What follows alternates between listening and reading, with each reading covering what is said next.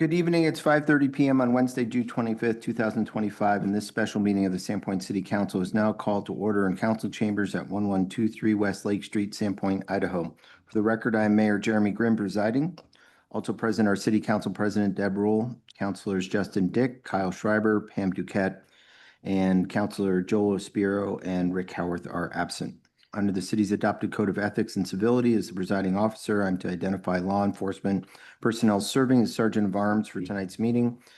We have Police Chief Corey Kuhn in the back of the room tonight. If everyone will please rise, we will recite the Pledge of Allegiance. I pledge allegiance to the flag of the United States of America and to the republic for which it stands, one nation, under God, indivisible, with liberty and justice for all. This special meeting has been called as a makeup meeting of sorts for our regular meeting that was scheduled last Wednesday, June 18th, and had to be canceled due to lack of a quorum. We do have a lengthy agenda tonight, so we'll try to move as efficiently as possible through the agenda. To start, just some announcements and reports. Due to the length of the agenda, I'm going to cover all department reports. If you have more detailed information request, you can certainly call upon the directors who are here tonight. First, on a sad note, I think many are aware that Veronica Espiro passed away 3 days ago. Our hearts go out to the Espiro family and our prayers for Joel and his family. Sandpoint has lost a very bright face and a big heart in our community.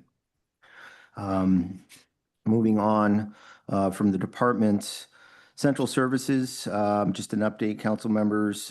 We are in the process of installing GPS, global position. Go ahead. I hate to interrupt you. Go ahead, Council President. I believe I understood it was Joel's mother, whose name is Rebecca, and his sister's name is Veronica. Sorry, you are. Thank you so much. I don't want to give the community. Thank you. The impression that his sister has passed. No, it was Joel's mother. Thank you for that correction, and I apologize for that error.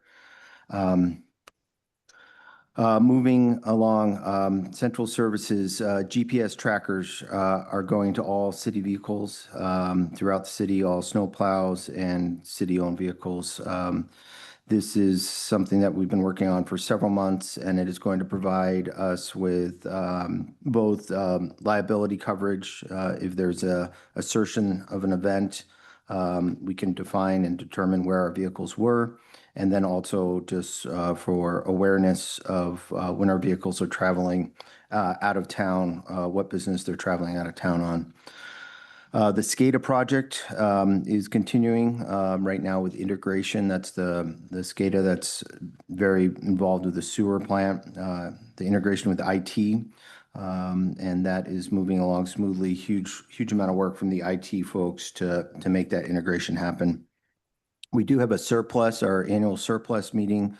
It looks like that's going to be August 6th, and it's presently in that surplus are the old lifeguard stands. There has been great interest from the community in those lifeguard stands. So if the council does approve those for surplus, we expect a very active auction on those items. Cheryl's been working with myself on a compensation and classification study for all city employees. That's been going on for several months with MGT Consulting. They have done analysis of every job, interviewed every position in the city, and those findings have been released to staff. We're still working through some implementation and final tweaks, but the results of those findings will be brought to you in the form of the budget that I bring you next month. And then finally, under Central Services, the Bonner County Historical Society's lease is under review, and we expect to bring that to City Council in the coming weeks. That's one that we've been working back and forth with on the term for how long that lease will continue for. In Public Works, we did have a kickoff meeting with our full bond council team and the campaign team for the wastewater treatment plant, which we expect to bring to the voters this fall for approval. They were doing an analysis on our rates and what the rates would be based on the amount we intend to borrow. We will be bringing that to the city council with ballot language for approval and background and timeline and process in the coming weeks. So stay tuned for that one. You'll notice the lift stations are coming up to their final stages. That would be the lift station replacement down at City Beach. Those folks will be out of there by the end of June. And then the lift station on Superior across from the gas station or Powder Hound, they will be out of there by July. Keep your eyes peeled for the Durapatch machine. Excited to report that's going to be out hitting the streets. The temperatures are warm enough now, so we'll be fixing those potholes and trying to make our streets a little bit smoother. If you're not aware, there was a sinkhole out at Farm in Stidwell. We had a joint in a stormwater drain pipe that failed, so we are going to have to do a fairly large replacement out there to, I guess, stop that sinkhole and replace that pipe. So you may, we'll bring that out to bid for you probably in about another month. Downtown revitalization, urban renewal, we are moving forward with the development of that RFP for release that will govern the design and public outreach process for that final phase of downtown revitalization. That will be coming to you in the coming weeks as well. Division, in terms of street work, you will see two projects on Division this summer. One is early August. We will be basically, it's going to be an overlay from Baldy down past Farman. So from the north, south a little ways, pretty standard, no changes to the alignment, just an overlay. And then, if you'll recall, on the south end, we were awarded a grant to continue the modification of the sidewalk on the east side of Division. Those designs are in the works right now, so that'll be coming to you as well. You will hear more about the culvert repair and failure, and as a result of that unforeseen action, we are going to have to push Cedar Street back entirely to 2026. So we had intended to move forward with that, at least a portion of that project this year. So we are going to have to just delay that until 2026 because of that emergency failure that we have on Boyer. And then finally, the other noteworthy street project that we'll be tackling this year is an overlay on Pine from Division to Boyer, and we expect that to be coming forward in August. So that will seal up that big half-mile long crevice. From the police department, I just want to say hats off to the entire team. Hats off to Bonner County Sheriff Department for the very successful response on the No Kings rally. It was a pretty charged event to some degree, and hats off to the community. People did a great job just respecting one another's freedom of speech and the right to have different perspectives on things. On the fire department, Gavin can speak more to it, but it is 4th of July weekend coming up and week, so we've got fireworks. Despite the rain, we had a small fire today from people lighting off fireworks in long grass. So just want to emphasize to the public and council members, if you can let your neighbors know, please follow the rules and be very aware of any kind of fireworks that are laid off and keep them away from flammable material. And then a hats off, this council, this is something we've been working on for the better part of 7 months now. And the fire chief took the lead on this. When I arrived as mayor, I was expecting a 3-ring binder that in the event of any kind of emergency, I could just flip open and say, okay, this is what you do. That did not exist. And Gavin has worked with all the departments and yesterday delivered on time a incredibly detailed emergency response plan. So if any of you are ever mayor, whoever the future mayors are, you can literally, in a state of shock or stress, turn and see minute by minute what you need to do, who you need to call, what you need to notify, draft letters for responding to these incidents, phone numbers, backup communication. It's just a really great resource. It's not a bright, shiny thing, but I can't tell you how much it prepares us for a train crash, a plane crash, a violent incident, hazardous materials, snow, flood, water, fire. He's got it all covered in there, even earthquake. So just hats off to the fire chief for that. Thank you. From community planning development, just a couple updates. The appeal period for the Farming Flats project has closed. We received no appeals. So that project is approved, and it is approved to move forward with some stipulations such as a traffic impact analysis and other related engineering needs. So that one is kind of through the process. We did hear from the Bonner County Commissioners that they'd like us to revise our area of impact. So the director will be bringing that back to P&Z for further refinement, shrinkage, basically, as requested by the Board of County Commissioners. You will be seeing that sometime in either late July or early August.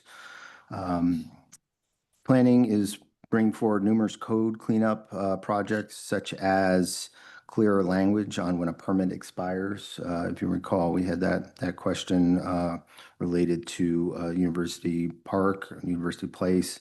So that will be coming forward. It's just a couple quick sentences. They do have a heavy load. They've got 3 hearings, July 15th. So if you're interested in planning and zoning related matters, check out our calendar.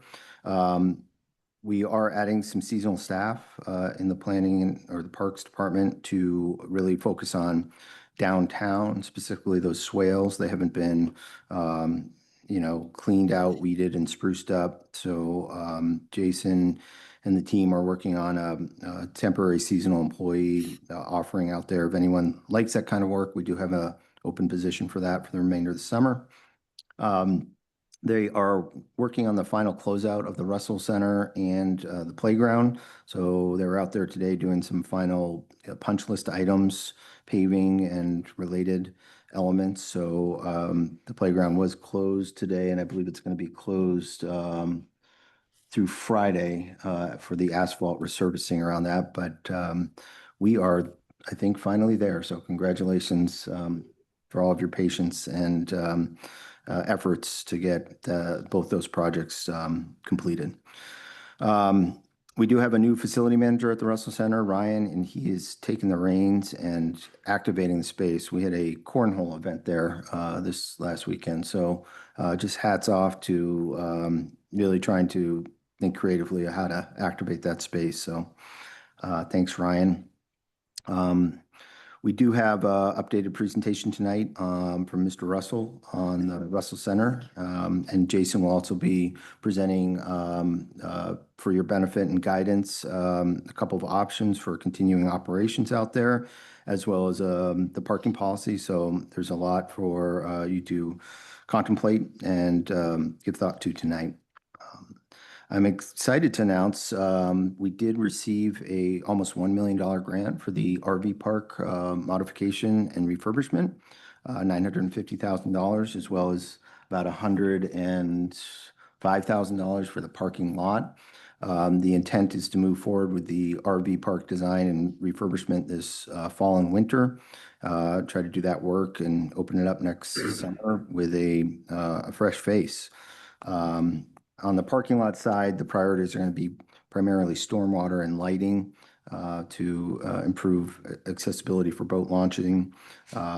We will just have to keep looking for a revenue source to repave that parking lot as we move forward.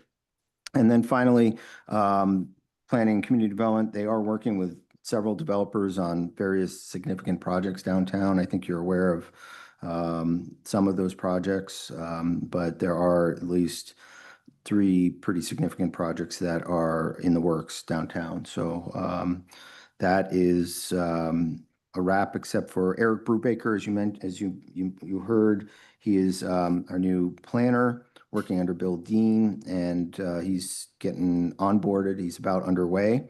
In July, Bill will put 100% of his effort working on the commercial zone change, which I know has been a priority for you. So just to let you know, that is in the hopper and next up.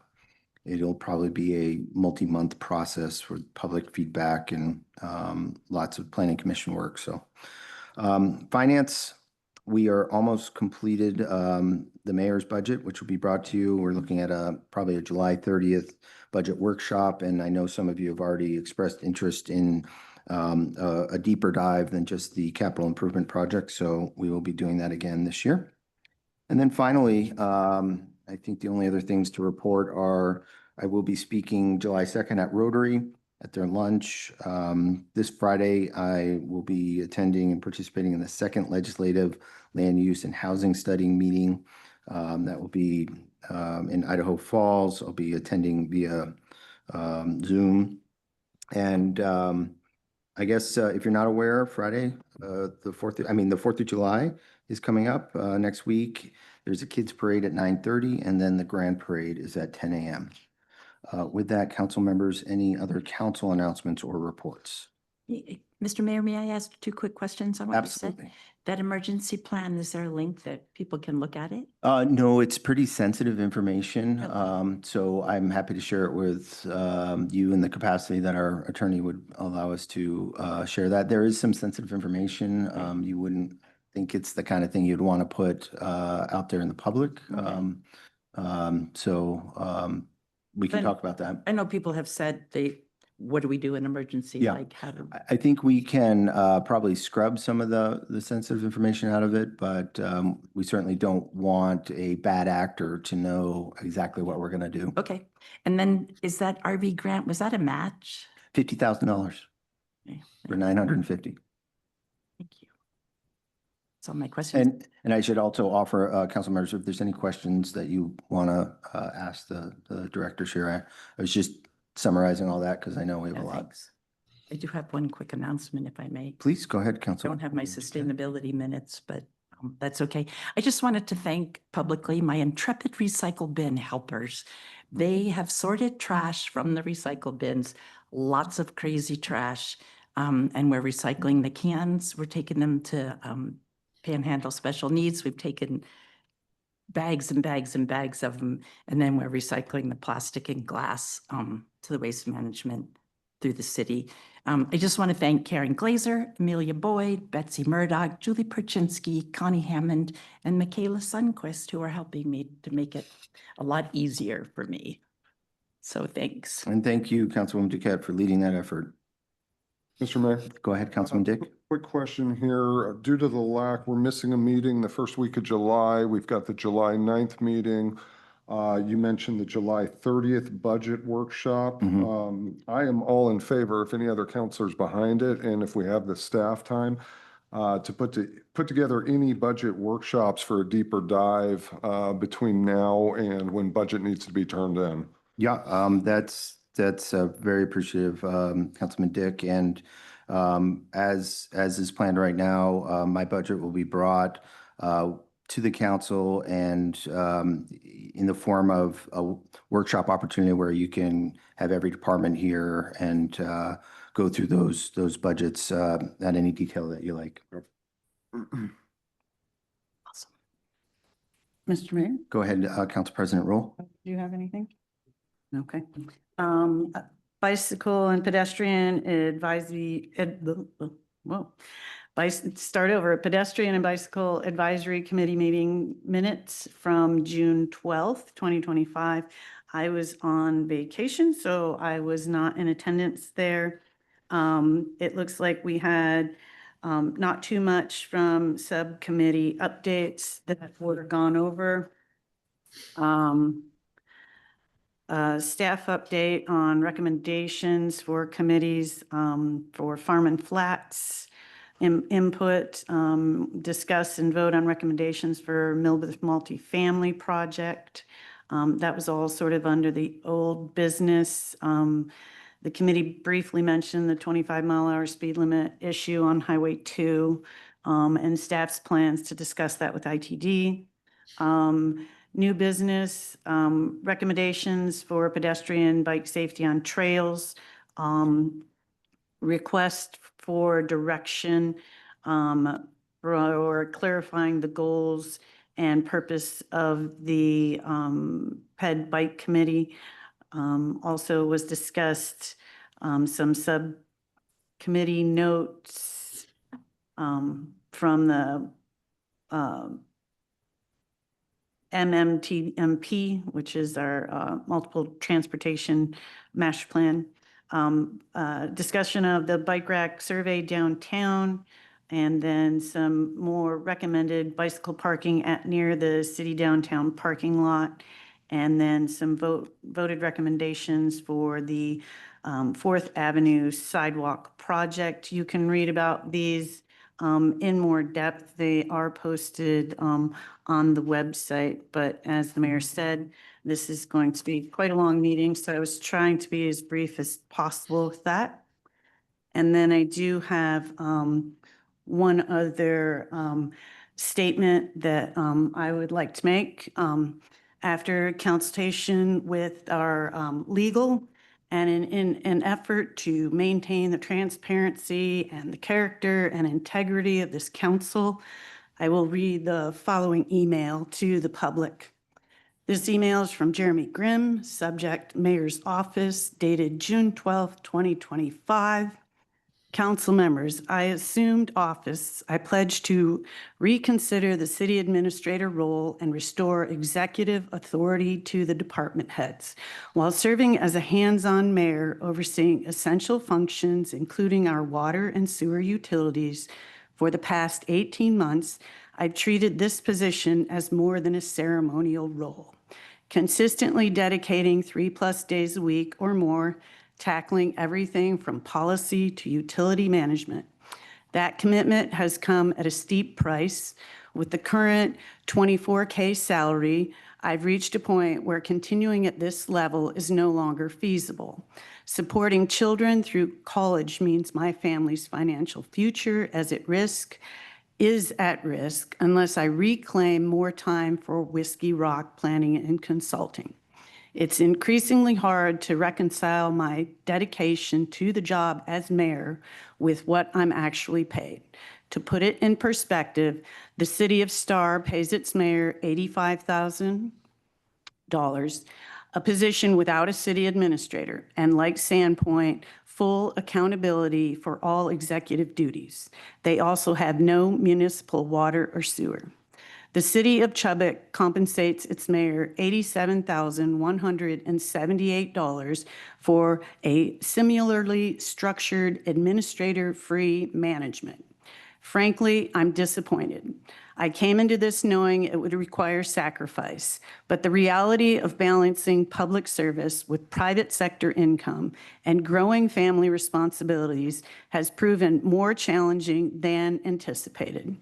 Seeing few alternatives effective July 1, 2025, I will adjust to a part-time mayoral role aligned with the current salary level. This shift will help me refocus on professional obligations while still remaining accessible for key city initiatives. I expect to be available Wednesday at City Hall and then as needed for emergency or related special meetings. That said, I have great pride in the leadership and momentum we have cultivated together over the last year and a half. We have established strong and capable department directors.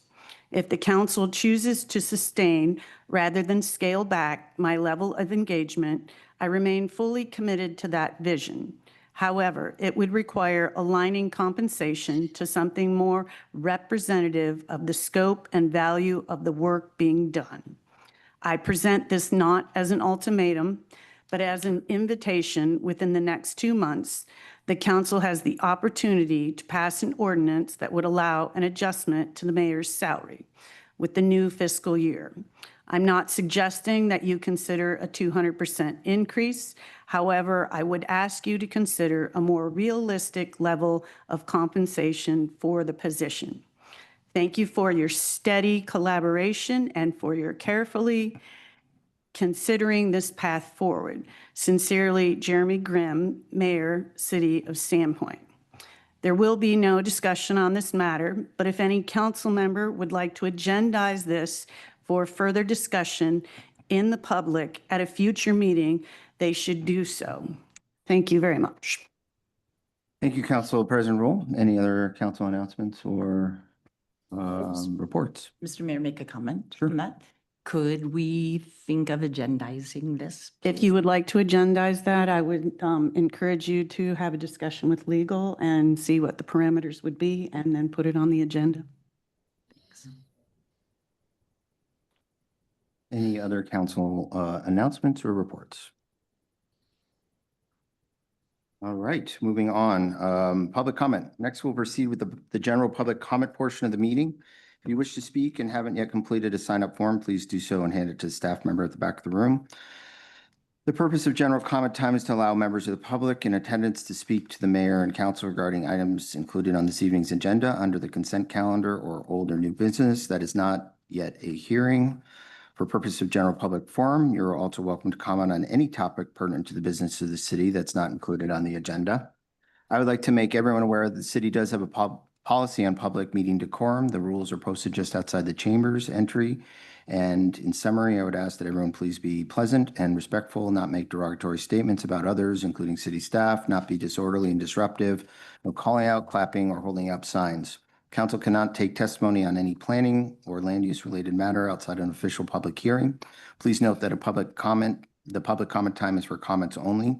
No questions or debate. You're welcome to contact me during regular business hours if you have any questions or concerns. This is the only general public comment time that will be afforded at this evening's meeting. Those attending remotely who wish to speak may raise their hand on Zoom at this time. When it's your turn to speak, please state your name and whether you reside in Sandpoint city limits. Each speaker will have up to 3 minutes. Madam Clerk, with that, has anyone signed up to speak during the general public comment time? Yes, Mr. Mayor, Molly O'Reilly.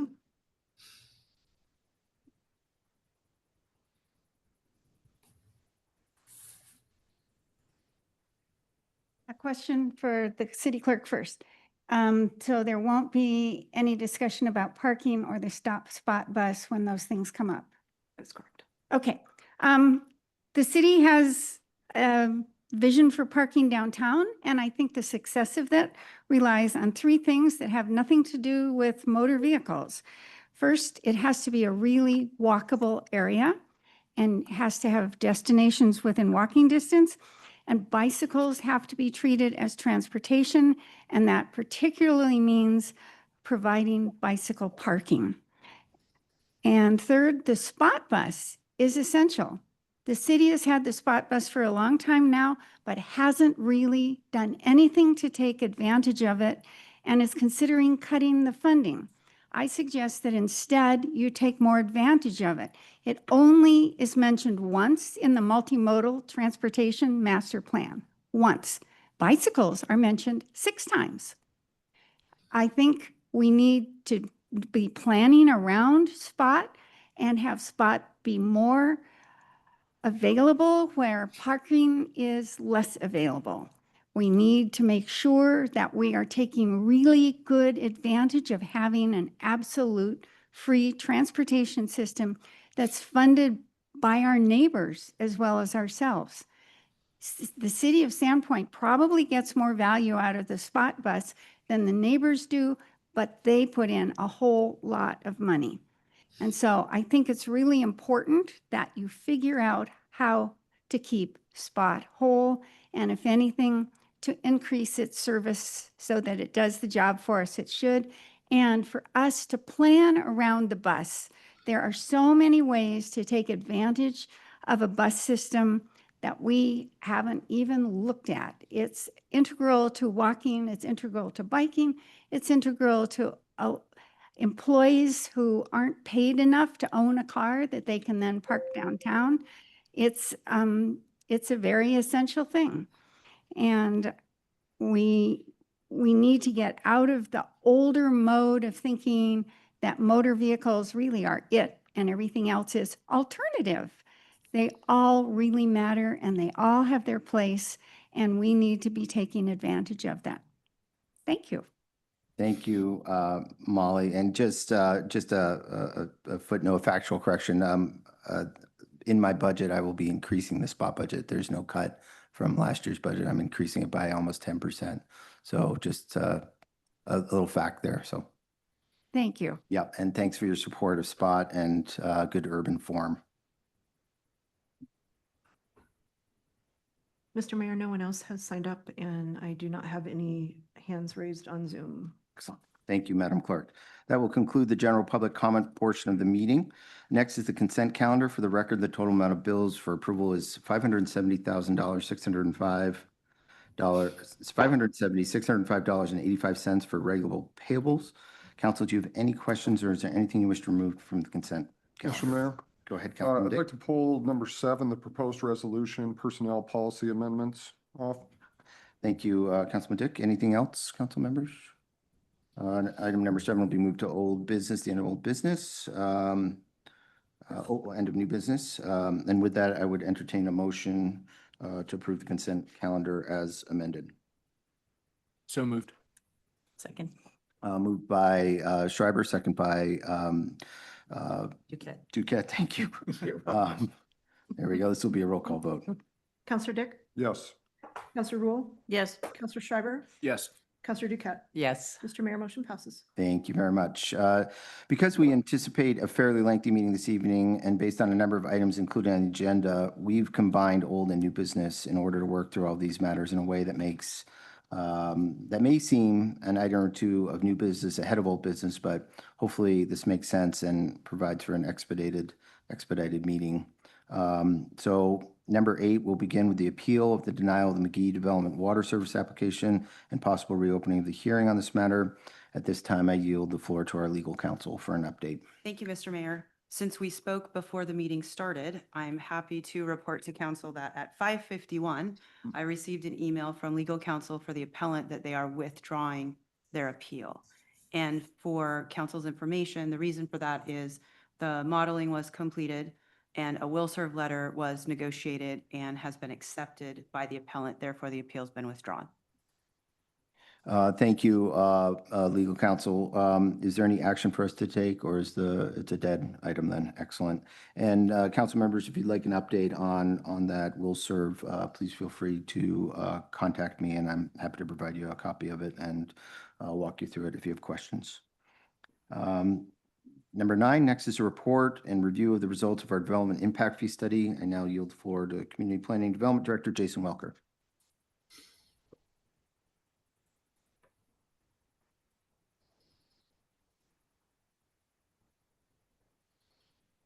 Thank you, Mayor and Council. We're moving fast tonight. It's impressive. So good work. I'm going to join our Zoom meeting here. So give me one moment, please.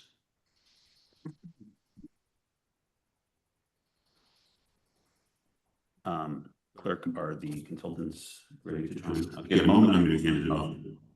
Sorry.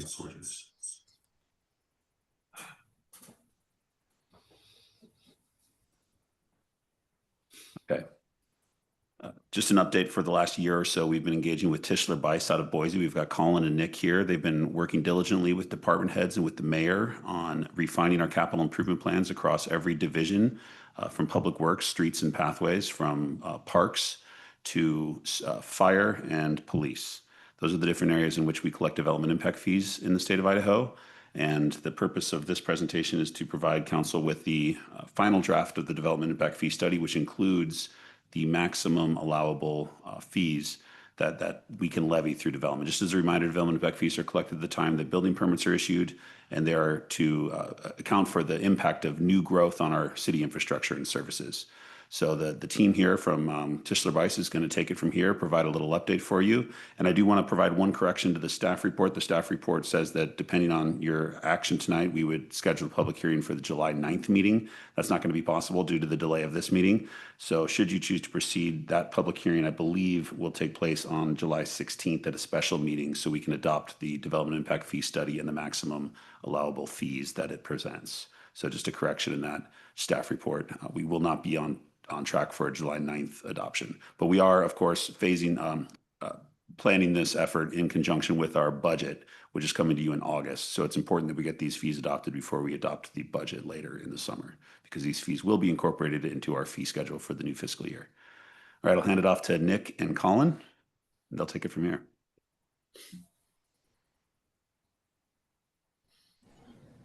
Good evening, gentlemen. How are you? All right. Good evening. Can you guys see this presentation? We can, and I think Melissa's just, our clerk's going to just expand that a little bit so it's a little bit larger on the screen, maybe for people to be able to see it. A little drag. There we go. Beautiful. All right. So my name is Nicholas Huff. I am joined by Colin McElweeny. We're from Tischler Buys, providing the impact fee study update. Just really quick, for the sake of time, if you could please hold your questions until after the very brief presentation. Some of your questions may be answered by the slides that you see here. Quick history of the firm, pretty extensive impact fee history in the state of Idaho going back over a decade, providing impact fee studies for over 70 communities and districts, including Sandpoint previously. A little bit of impact fee 101. What an impact fee is, it's a one-time payment for growth-related infrastructure, usually collected at the time a building permit is issued. It is not a tax. It's more similar to a contractual arrangement to build infrastructure with that fee revenue that comes with 3 requirements. First, it needs to be shown that there is a need for this new capital infrastructure related to future growth. It needs to be shown that there is a benefit to future growth from that additional capital infrastructure, and that the proportionate share that new growth is paying for that capital infrastructure does not exceed the demand they're putting on the system. Some examples of eligible and ineligible costs. Impact fees cannot be used to correct existing deficiencies in the system or maintenance, repairs, and operating costs. Some examples of what they could be used for Parks and Recreation would be a net new playground related to future related growth could potentially be 100% impact fee eligible, but replacing a rusty slide would not. In the event that there is an existing playground that's about 400 square feet, if there were to be replaced with a new playground that was 1,000 square feet to accommodate future related growth, potentially 60% or that additional new capacity added on the park playground could be impact fee eligible. Just really quick, we're exploring some changes to the program since the last impact fee study in 2012. We're changing the residential fee schedule to include a square footage of the dwelling unit instead of just bedrooms. Expanding the development types in the non-residential fee schedule to include lodging and institutional development, and adding a non-residential component of the Parks and Recreation fee schedule. And this is mostly done just because costs have increased significantly since 2012. Levels of service have changed, and we're also looking at different future growth-related capital improvement plans. Here is a quick summary of the findings of the study. Important to note is that fees can be adopted either at or lower than the maximum amounts shown here. So for example, an all-encompassing fee, including the 5 different infrastructure categories, an average single-family home in Sandpoint could be assessed a maximum supportable fee of $11,246. So starting it off with Parks and Recreation, the approach that we've taken for parks is what we call the incremental expansion approach. And this means that we're looking at just the currently provided levels of service based on the parks inventory compared to current demand. This ensures that today's level of service is continued to be provided to future residents. It is a slightly conservative approach. However, it does allow for more flexibility in how expenditures are allocated while ensuring that development is not overcharged. There is, as mentioned, that non-residential and lodging components to the fee schedule on top of the residential, and that split between the residential and non-residential proportionality is 97% and 3% respectively. The categories that we're looking at within the Parks and Recreation fee are parkland, park improvements, recreation centers, and the share of the impact fee study cost itself. Here is an example of how level of service is calculated. If you're interested to see, all the other different types, including park improvements, recreation centers, or for the different categories, that's included in the full report. For the sake of this, basically what we're doing is looking at all of the eligible city-owned acres within Sandpoint and comparing that to existing conditions. So 88.68 acres are owned by the city compared to that portion of share of 97.3%. gets us 86.01 acres for residential demand and 2.66 acres for non-residential demand, compared to that, again, existing conditions of 11,413 people and 7,653 jobs. To get that acres per thousand persons jobs factors of 7.54 and 0.35 respectively, which is then compared to the average cost per acre to get a capital cost per person job of $754 and $35 respectively. Here is the Parks and Recreation Capital Improvement Plan. Important to note here is that most projects are not 100% impact fee or growth related, which means that they'll need to be covered by other sources of funding in order to fully fund that program. But the total cost of the CIP is about $23.5 million, of which approximately $13.3 million was deemed to be growth related.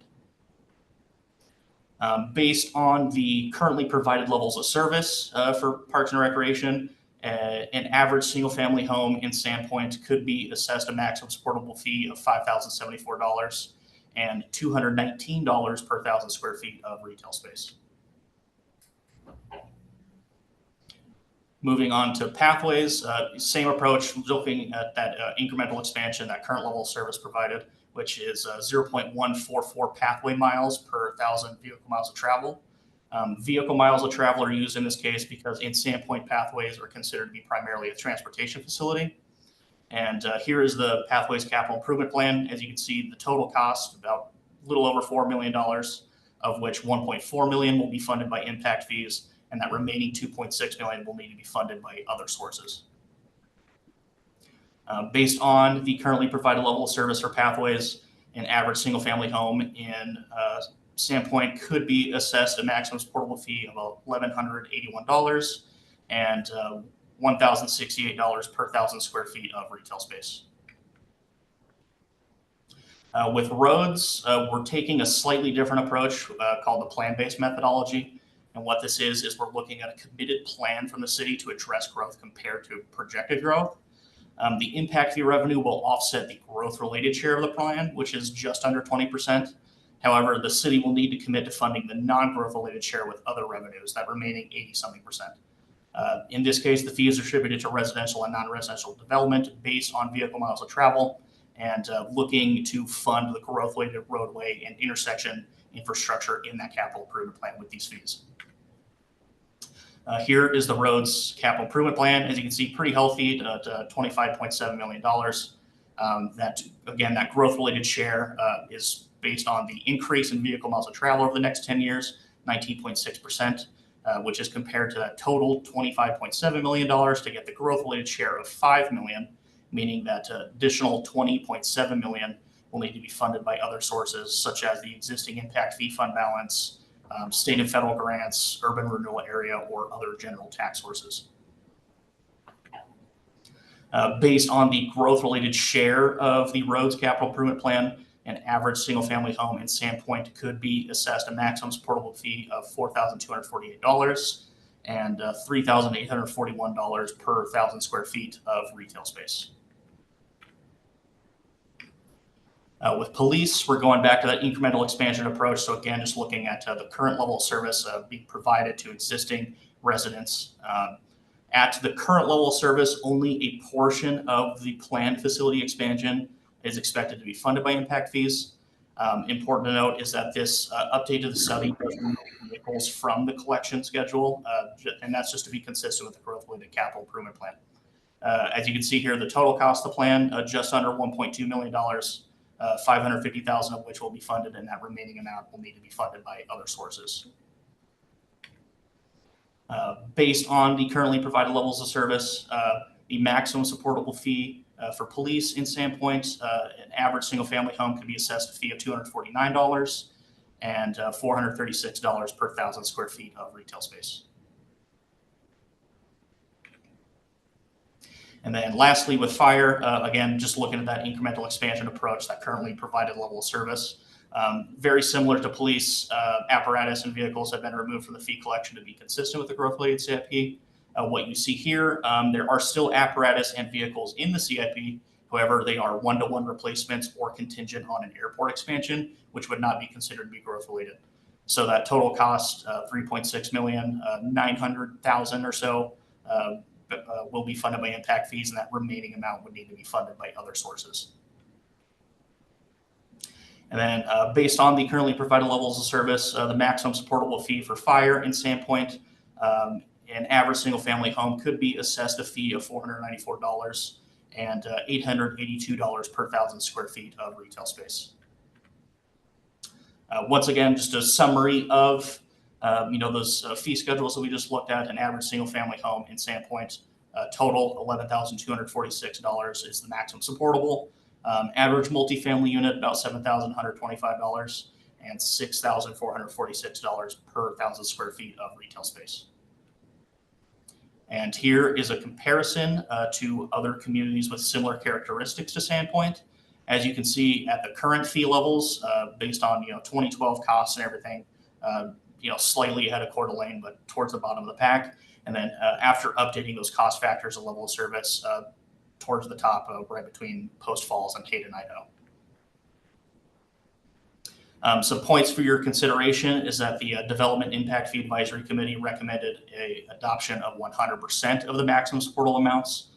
You, the council, can decide to adopt lower than the maximum. However, adoption at a lower amount should be for all land uses. You wouldn't want to reduce the retail fee by 25% or something and leave every other fee untouched. It should be a universal reduction across the board. Another potential option would be phasing the fee over a few years. For example, in the first year, adopting at 75% of the maximum, the year after changing that to 90%, and then in the third year, adopting at that 100% maximum supportable. Lastly, the Idaho State Impact Fee Code does allow affordable housing exemptions in the ordinance to be included. So you could include an ordinance basically if a project meets the criteria for affordable housing at Sandpoint, they could be exempt from paying an impact fee. And based on this, the next steps would be to incorporate any input you have into the impact fee report if necessary. And then, as Jason mentioned, scheduling that public hearing for the ordinance change if you would decide to adopt the fees. And with that, concludes the brief report. Do you have any questions that we may be able to answer? Thank you, Nicholas and Colin. I do have a question just to start it off. Obviously, making sure that we have an updated development impact fee study is critical to ensuring that the city can recover the cost of growth. Historically, we had a impact fee study component as a small fee. I didn't see you go over that. Is that something that you're able to add into so that when we redo this again in 5 years per state code, we have a fund to pay for that? Yeah, my apologies. At the end of every fee schedule for the different components, there's a small amount to assist with the actual share of the fee study. Okay, great. I just want to confirm that is incorporated into this. Thank you. Yeah. Council members, I know that's a lot to digest in 7 minutes, but I think this slide right here kind of shows you it's, if you look at the current fee and the change, we've gone to square footage. If you can actually go back, Nicholas, to that last slide, just to show the proportions and how it's broken out. So we've gone from one more, thanks. There we go. On the left there, residential, we used to have it just by number of bedrooms. This new study breaks it out into square footage. So that's probably the most significant change. And then the other one is adding a parks fee. As you can see, there's the bottom left hand of this screen to the non-residential component under the perspective that those non-residential uses are used by people who come to use our parks, and then also those employees and visitors do visit our parks and put an impact on them. So with that, any questions from council on our updated development impact fee study? Councilwoman Duquette? So all the projects listed in the packet we got, are they still subject to council approval? Yes, well, to some degree, yes, projects that the city partakes in would come through their typical council process, approval, design. not budget. necessarily set in stone. No, you would adopt the CIP each year of what we're going to fund that year. Okay, when you lower the maximum, can you do that at any time? Or does that have to be done? Now. That's done upon adoption, maximum. Do you have concerns about the maximum fee? No. I mean, it's a lot, like you said, and I've studied that packet and still it's a lot. A lot in terms of dollar amount or a lot to digest? Understanding. Digesting. Maybe next year I'll have it. 5 years. Probably not. Okay. What are the parameters for affordable housing? How did we ever come up with an affordable housing? It was mentioned that there would be exemptions. What is affordable housing? I'll let Nicholas or Colin speak to that. Well, in this case, the affordable housing ordinance would kind of be up to the city of Sandpoint to draft in accordance with that existing impact fee legislation. If it meets the criteria for affordable housing at Sandpoint, then it could be exempt from paying that impact fee. Do we have criteria in Sandpoint that tells us what, so how do we do that? You know, criteria, and Nicholas, if you have an answer to that, go ahead. I have a assertion. Not readily available. If you could add to that, Mayor, that'd be appreciated. Sure. So, you know, in some communities, it's a percentage of area median income. It's a great discussion, debate. This legislative meeting I'm partaking in on Friday, we're talking about this. Some communities want it 80 to 120% of median area income. But most places it's far lower than that. So I think it's a criteria that we would have to establish and adopt as a council to determine what that threshold would be. And Mr. Mayor, for clarification, that would not need to happen simultaneous with the adoption of your impact fees. So don't feel the pressure, Councilwoman Duquette, that has to be articulated in order to adopt your fee. Okay, because I had never seen criteria for, that's something that's still up in the air with everybody. Yes.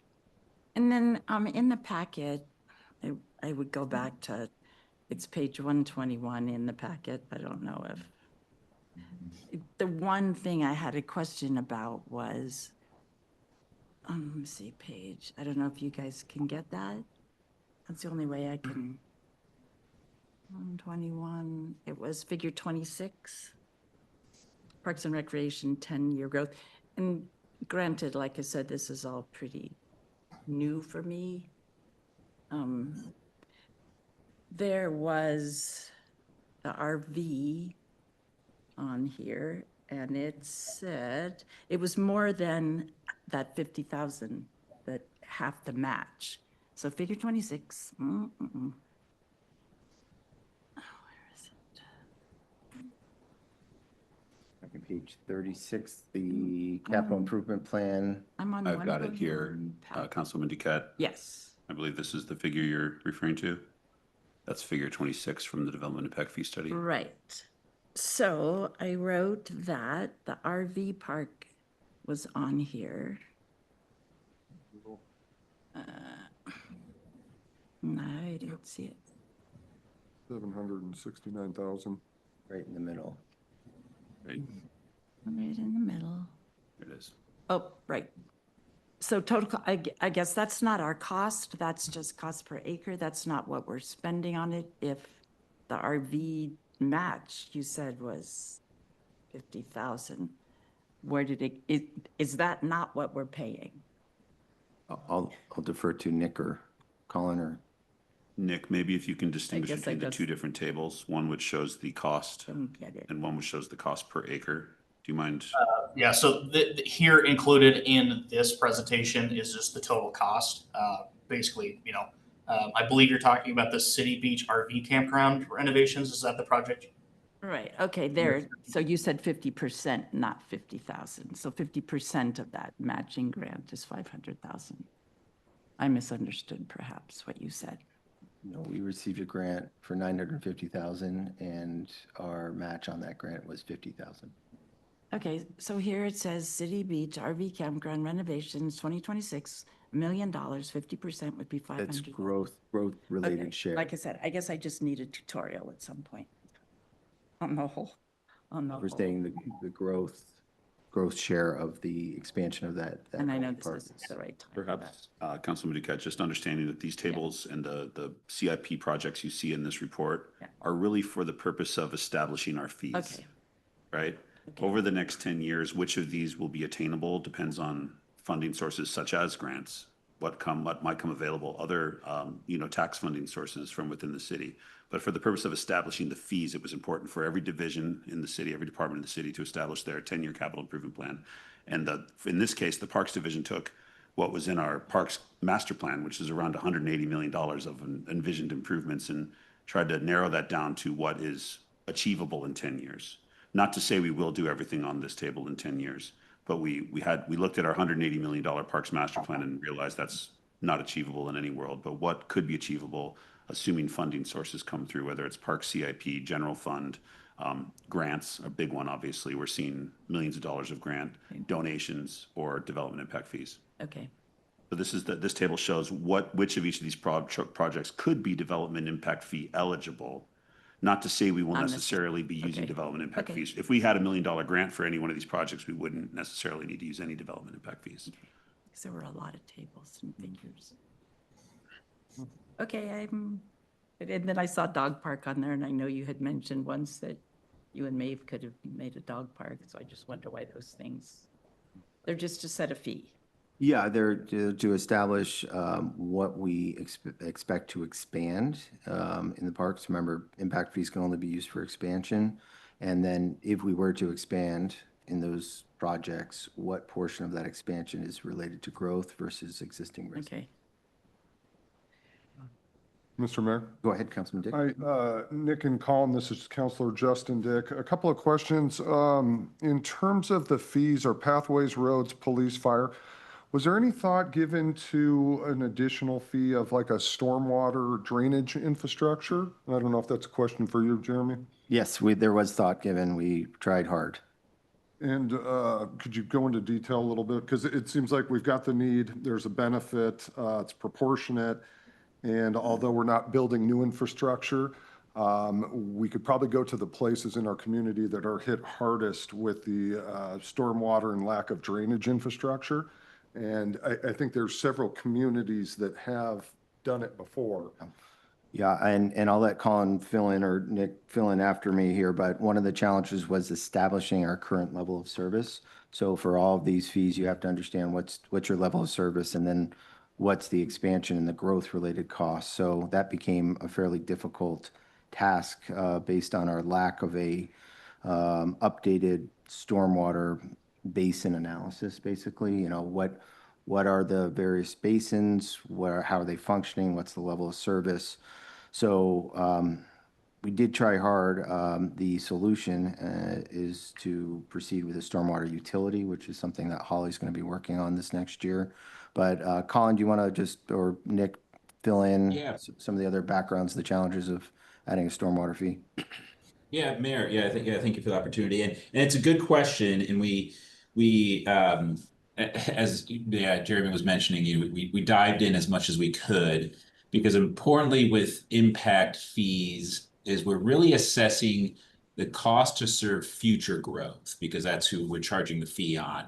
And so we can't use those impact fees to resolve current deficiencies.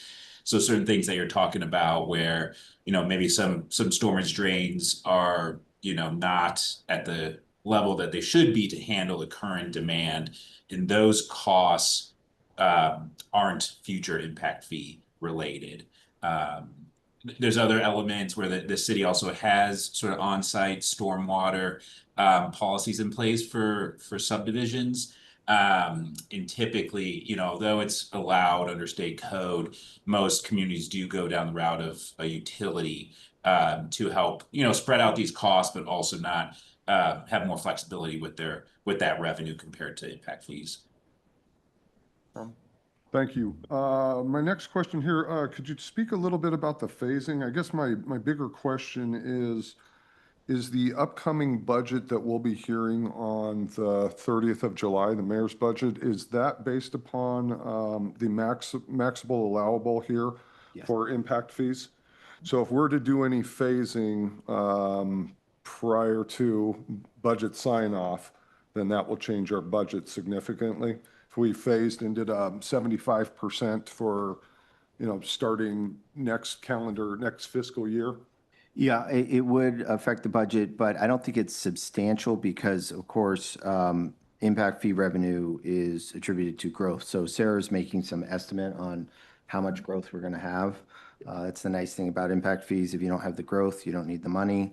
If you have the growth, the money comes in. So I don't expect that to be a substantial, difficulty for the budget process, because she's gonna put in a revenue number and a matching expenditure. So if that revenue's not there, we should be fine. So we should understand that by when we get to budget time, one of the budget meetings, we should understand or have a pretty good idea of where we're going to come in impact fee way. Yeah, I think it'd be nice tonight to get a sense of people's comfort with the fee levels that are maximally supported. I know, you all know that I worked for Tischler Bice for a while, and I do this, and I've talked impact fees a lot. One of the common objections is, oh my gosh, this is going to, add so much to the cost of the house, or so much to, degrade the ability to do affordable housing. But when you look at these fees in total, and you look at the cost of construction today, sometimes these fees are literally the equivalent of, are you going to go with stainless steel or, glass refrigerator? They're a relatively small item on an overall build of a house. And then the other thing, I think, one of the most compelling things about these higher impact fees is that it avoids a bait and switch situation. And what I mean by that is a community can say, come into Sandpoint, build a house, invest, look at all of our great parks and our roads and our fire and police and all these services. And without impact fees at a sufficient level, there is no possible way to maintain that level of service. So I call that a bait and switch. Come in today, but we know that the cost of growth can't maintain this level of service. So, proper impact fees ensure that those investing in our community are going to have a pretty strong assurance that we're going to be able to maintain this level of service that has attracted them to our community. And then, finally, a lot of developers prefer to have impact fees because these exactions, if you're doing a new subdivision, in the absence of impact fees, a developer could go through a very lengthy process where you are literally negotiating and exacting off-site and on-site improvements for parks, fire, police, put in a station, expand this road, add pathways. And that negotiation process is lengthy and it's uncertain. So for many developers, it's nice to have a line item that, I'm free and clear, I pay this, and I can move on. So just a couple of perspectives. But to answer your question, it'd be nice to get some temperature on the council on these fee levels. Okay. And then last question here. These fees, each of them, pathways, roads, police, fire, parks, do these live in different funds? Yes. Or is it one? Okay, so there is. Do we have an idea of, do we have remaining balance or an updated balance in any of these funds that we know what we're working with? We do. I don't have that number off the top of my head. I don't think Jason does, and this is Sarah's one of her few weeks of the year she takes breaks. Sure. Okay. So yeah, I think if you're gauging my temperature, I'd really like to take a look at the phased fees, as well as I'd like to understand what is the balance remaining in each of these funds, and then where we would be going on projects, and then some idea of where the impact fees are going to fall based upon Sarah's estimates of what we're seeing for new construction. Mm-hmm. Yeah, and I'll tell you on where we're going, that would be an annual determination on the council, based on collections, what we can fund, especially with these incremental approaches. It's literally, we do the projects when the growth and the funding, the revenue comes in. So that would be brought to the council and teed up in the budget. And An example would be Ontario realignment. That's going to be in our budget. A large portion of that's being paid by impact fees that have already been collected. So that's going to be in your budget this year, and you would see it like that. Thank you. And phasing, Commissioner Dick, over a couple of years is what you're thinking? Yeah, So yeah. it's not- I just based off what they put up, I think, I don't have the slide in front of me, but it was like a 75, 90, 100%, something like that. Potentially, yeah, there you go, 75, 90, 100.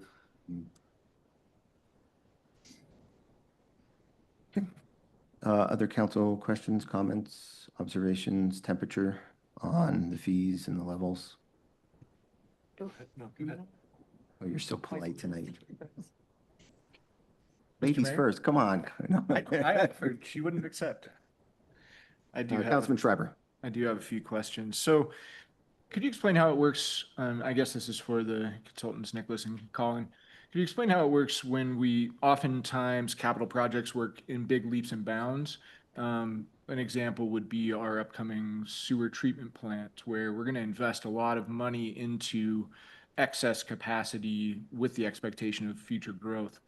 Can you explain how that works with impact fees, and if future impact fees would be eligible to help pay down a bond or something? I'll just jump in. So these aren't sewer related, so it would have to be one of the categories, but Sure, but I, common for capital projects to plan for future growth. yeah. So, Yeah, go ahead, Colin or Nicholas. Yeah, it's actually relatively common for impact fees to be used to kind of recoup the cost of large infrastructure like that if it's funded by something like a bond.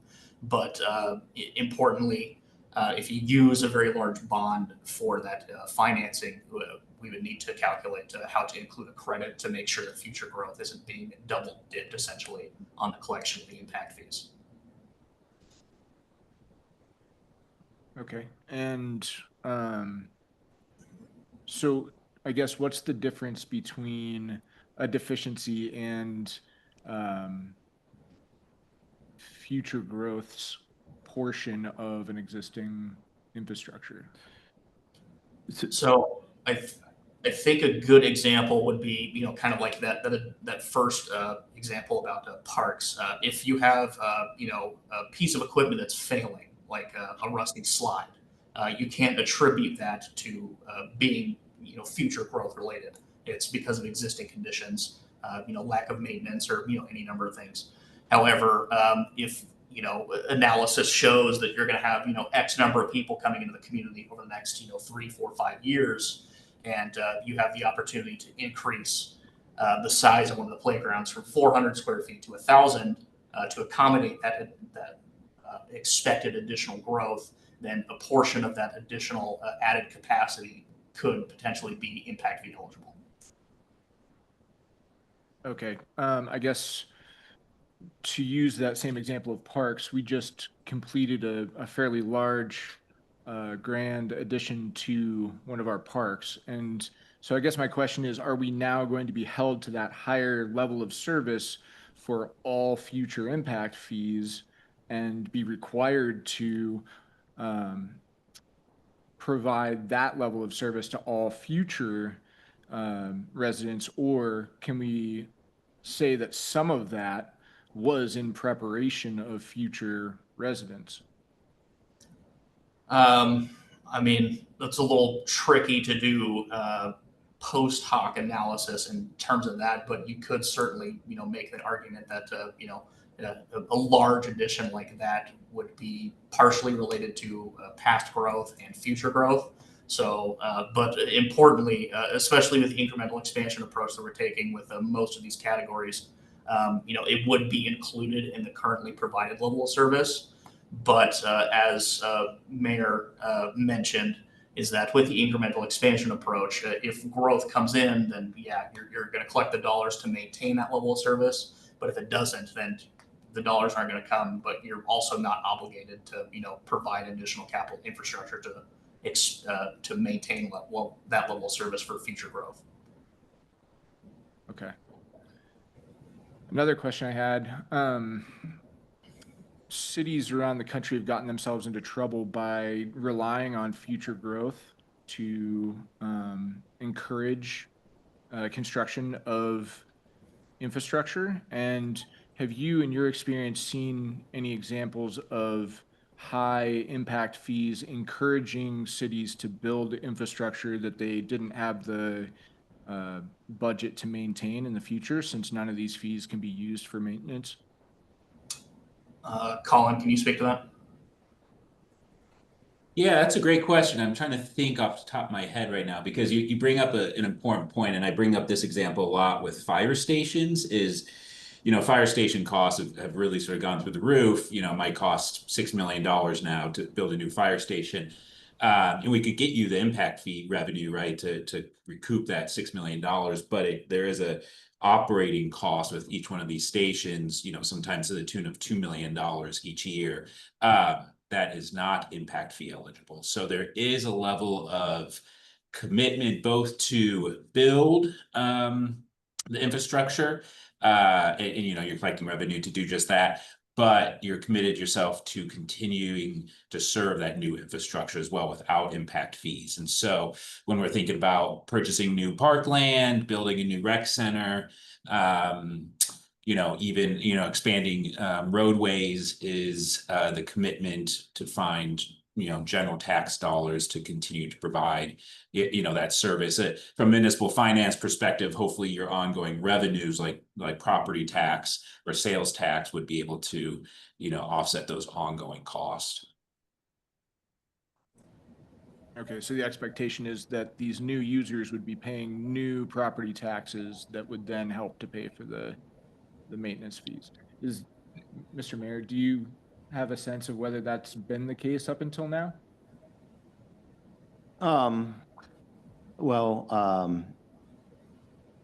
No, I would say there's an imbalance right now. I mean, we have a level of service in our parks that is,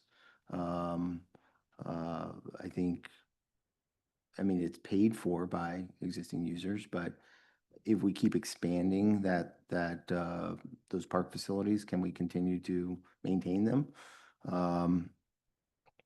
That's a good question. I think it depends on the type of park facility. I'll use the passive park up by Cedars at Sand Creek. We mow it. Almost no maintenance cost.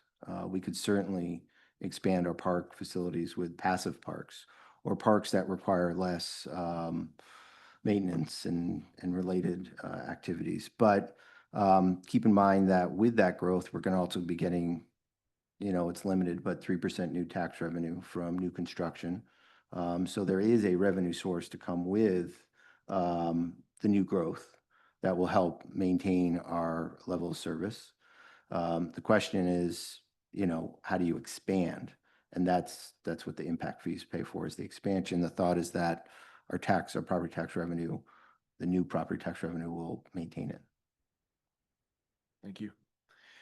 And this question has already been asked, but I feel like I need a little bit more unequivocal answer here.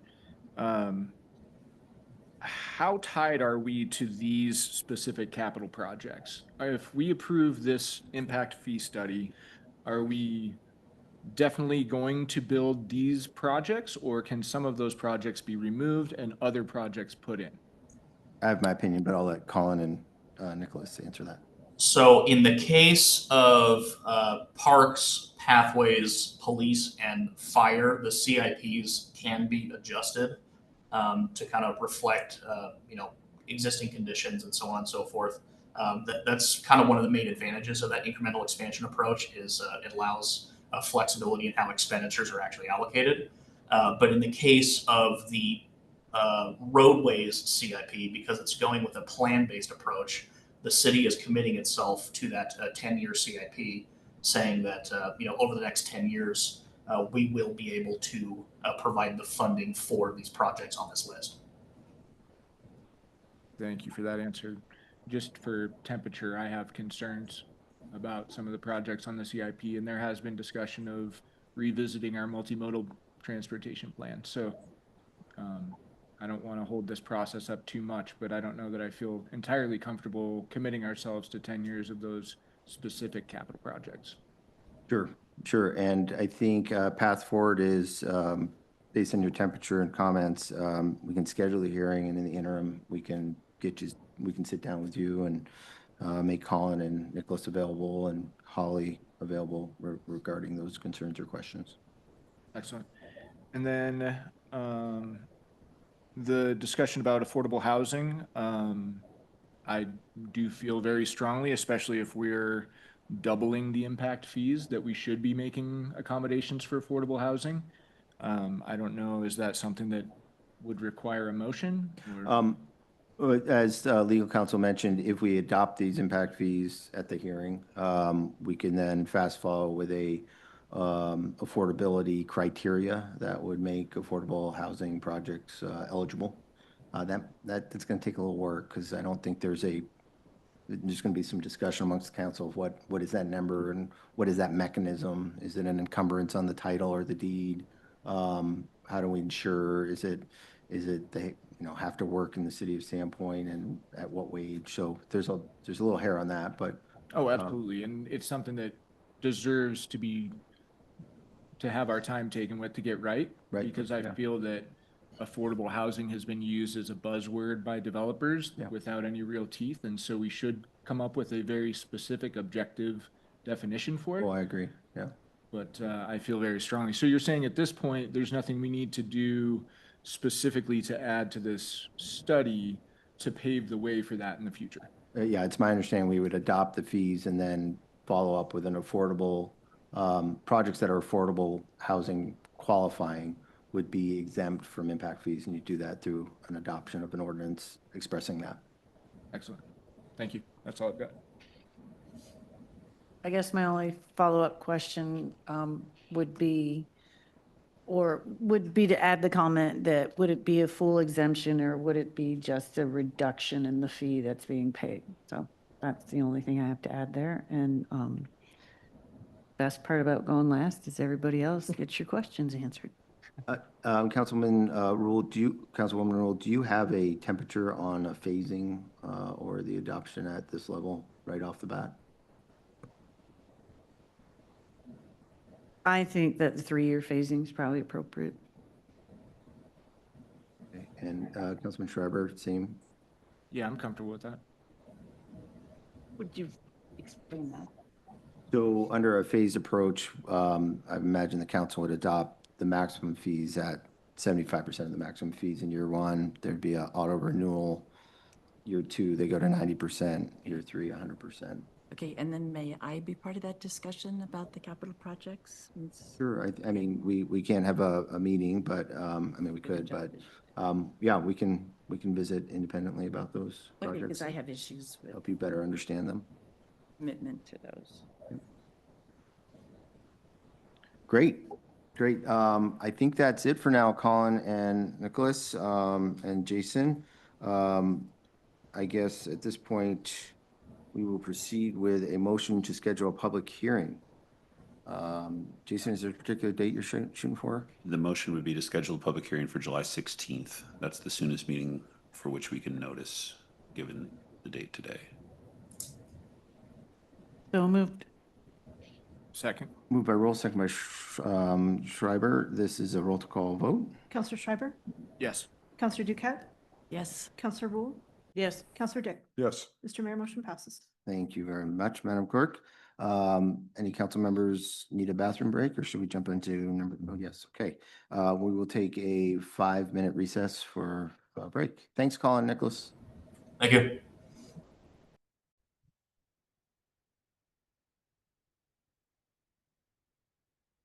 We are reconvening at 6:57 with empty bladders and ready to go. Next, item 10, council will consider accepting the recommendation of selected art for the 2025-26 Silver Box Public Art on Loan Program and approval for the city to enter into artist agreement. I will now yield the floor to Arts, Culture, and Historic Preservation Commission Chair Ellie Sisness. Hello, thank you, Mayor and Council. I'm Ellie Sisness, the Chair of the Sandpoint Arts, Culture, and Historic Preservation Commission. I'm here to present the recommendations for the 2025 Sandpoint Silver Box Art on Loan project. A few quick facts. This program was implemented in 2019. The stainless steel boxes for displaying the art were designed and fabricated here in Sandpoint. Going forward, the plan is to have the art on display for 1 year with an art call in late winter for a mid-spring install. The $1,000 stipend for each artist is funded by the Sandpoint Urban Renewal Public Art Fund. This seems to be an attractive amount for local and regional artists. However, if we wish to attract artists from farther away, we may need to revise the stipend to offset higher shipping costs. The RFP call for art was 6 weeks long. We did not use a paid service to advertise the call. Instead, we used the City of Sandpoint website, social media, and a regional email list to contact the artists. We received 5 submissions. All had submitted to the program before, and 4 have been Silverbox artists in previous years.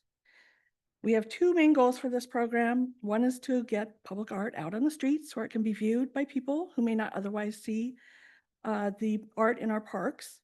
This program offers viewability from pedestrian and vehicle traffic. And the second is to help grow and support our local public artists through honing their art business skills via the act of applying to the program, and of course, having a place to show their amazing pieces. So onward to the selections. The piece we are recommending for the 4th and church position, which is at the post office location, is the I was practicing this, the icosahedron by artist Kirk Cease. He is from Lutherville, Maryland. It's a welded metal structure with colorfully painted MDO board. It's 4 feet high by 3 feet wide. The next piece we recommend is for the 4th Avenue and Oak Street, Farman Park location. Skyward Grace by Denny Henson from Sandpoint, Idaho. It will be carved out of Western red cedar, accented with stain, acrylic paint, and sealed with a clear coat. It will be 4 feet high by 3 feet wide. The next piece we're recommending for the 5th and Oak Street by the Columbia Bank is Kingfishers by Lee Harris from Bonners Ferry, Idaho. It is a welded powder-coated structure with paint and found elements. It's 4 feet high by 27 wide by 27 inch deep. And we do have an alternate for any of these boxes should it be needed. It's called Beauty of Duality by Dave Gonzo. It's constructed out of steel and copper, and it's 4 feet high by 2 feet wide. The Arts, Culture, and Historic Preservation Commission would like to thank the city staff for all their hard work on this cycle, Sura for their generous support, our fabulous artists who applied, and you, Mayor and Council, for always supporting our projects. Thank you. And I'm open for questions if you have them. Thanks to you, Ellie, and the whole Arts Historic and Preservation Committee. You do such a great commission. You do such a great job, and this is testament to that. So thank you so much. I just have one quick question. Mr. Gonzo, where's that artist out of? Resides, you know? Sandpoint. Oh, okay. Mhm. Awesome. Well, council, you have some discussions. Do you want to go with the recommendations? Do you want to substitute the alternative for one of the locations and pieces? Can we just go around the horn and get your perspective? Or if somebody wants to make a motion to adopt the recommendation, we can go with that.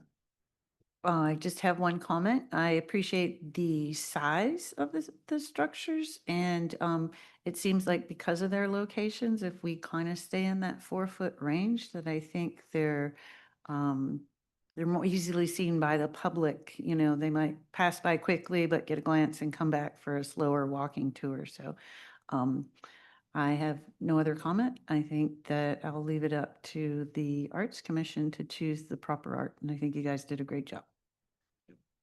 Any other council questions or comments? I want to say I love these, and I stop and look at them all the time. And kingfishers are my favorite river bird, by the way. You said local artists. Somebody was from Maryland, was the Correct. first one. And so how was that a local artist, I guess? Well, most of the time they are local artists. Okay. Maybe I misspoke, but Well, you just did say that in part of it, what you do is find local artists, that support them, or we would love to support local artists, Okay. but if didn't get we open enough. it to everyone, Right. so Okay, awesome. Yeah, thank you. I love them. Honestly, Mr. Mayor, Ellie, thank you so much. Just for the public, Ellie is an amazing chair of our commission. She does a fantastic job. So thank you very much. You always keep us organized. I love all the submissions, and I was very happy to see that we've got a couple returners as well, and Dave Gonzo as a backup. Dave's got some other projects that he's working on in town, so I'm sure we're going to see plenty more of his art in the future with us or out in the public. So thank you. Thank you. Mr. Mayor? You go ahead, Kyle. Yeah, these new pieces of artwork have big shoes to fill because I really enjoyed the ones that are there, but I think they're going to do a great job filling those shoes. So great work. I would entertain a motion to approve the resolution accepting the Arts and Culture Historic Preservation Commission recommending of selected art for the 2025-26 Silver Box Public Art on Loan Program and authorize the execution of agreements with the artist. So moved. Second. Moved by Duquette, second by Dick. This will be a roll call vote. Counselor Dick, Yes. Counselor Schreiber, Yes. Counselor Rule, Yes. Counselor Duquette. Yes. Mr. Mayor, motion passes. Thank you, Madam Clerk. Moving on, item number 11. Thank you, Ellie, and thank you, Carol, and everyone on the commission. Really appreciate all your work. And to the artist and those who submitted, because I know it takes a lot of work to put that together. Item 11, next. Following our May 28th special meeting, in order to guide program development, facility improvement, and staffing strategies in the months ahead, Council is asked to provide direction as to which of the operational options should be implemented at the James E. Russell Sports Center. And I will now yield the floor to Director Welker. Thanks, Jason. Thanks again, Mayor, and thanks, Ellie. Always appreciate your service. Yeah, it's been 4 weeks from tonight since we had our special meeting in the community room at the James E. Russell Sports Center. We had around 100 members of the public participate in that meeting, and it was a participatory meeting. Of those 100, we had 73 complete meeting participant survey, which you're going to see some results from in this presentation. The purpose of that presentation, of course, was to give a financial update, give an update on membership and facility usage. We heard from about 15 to 20 members of the public in person, and then, of course, through the survey, an additional 73. Compare the performance of the James E. Russell Sports Center to some other city recreation facilities in terms of financial performance, revenues, and costs, and present some options for how we can move forward over the next 6 months and in the years ahead to maximize the community's benefit from this world-class sports facility. We do have Jim Russell on our meeting tonight. He actually flew out to join us last week. Unfortunately, that meeting was canceled, so he's joining us from Zoom tonight. And he says he has 6 minutes and 45 seconds of prepared comments he'd like to share. So after my brief presentation, we're going to hand it over to Jim so he can provide you some insights from his perspective. And of course, we all remember that Ginny Russell is the mother of the late James E. Russell, and she was instrumental in making this project possible as well. So we're going to jump in, look at a little recap of the last few weeks of community engagement around this facility, and ask you for some direction on how you'd like to proceed in the next few months. So this is the purpose of tonight's agenda item, and we'll get right into it. So just a review for those who maybe weren't at the meeting 4 weeks ago, the facility has recovered around 54% of its costs since opening on December 16th. That means that around 46% of the operations are being subsidized by the city's recreation fund. This is not impacting general fund dollars. This is not taking resources away from other infrastructure or services. However, it is impacting the city's 4.55% tax allocation that goes into the dedicated recreation fund. Just to remind you also that citywide, the average subsidy for recreation facilities, not including the City Beach Marina, is 56%. So this facility is actually outperforming some of our other city recreation facilities, such as the Memorial Field and the Traverse Sports Complex with all of its fields as well. So we did have 100 attendees at that meeting. There were 73 responses to our Mentimeter survey, which was available at the end of my presentation on that night.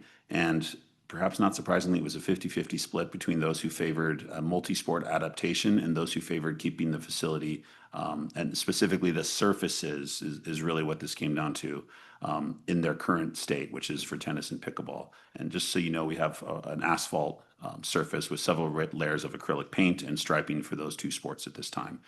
So move on here. By the way, I did want to thank Ryan Wells, our facility supervisor, who started about 4 weeks ago. He's been a fantastic addition to the facility. He's here with us tonight.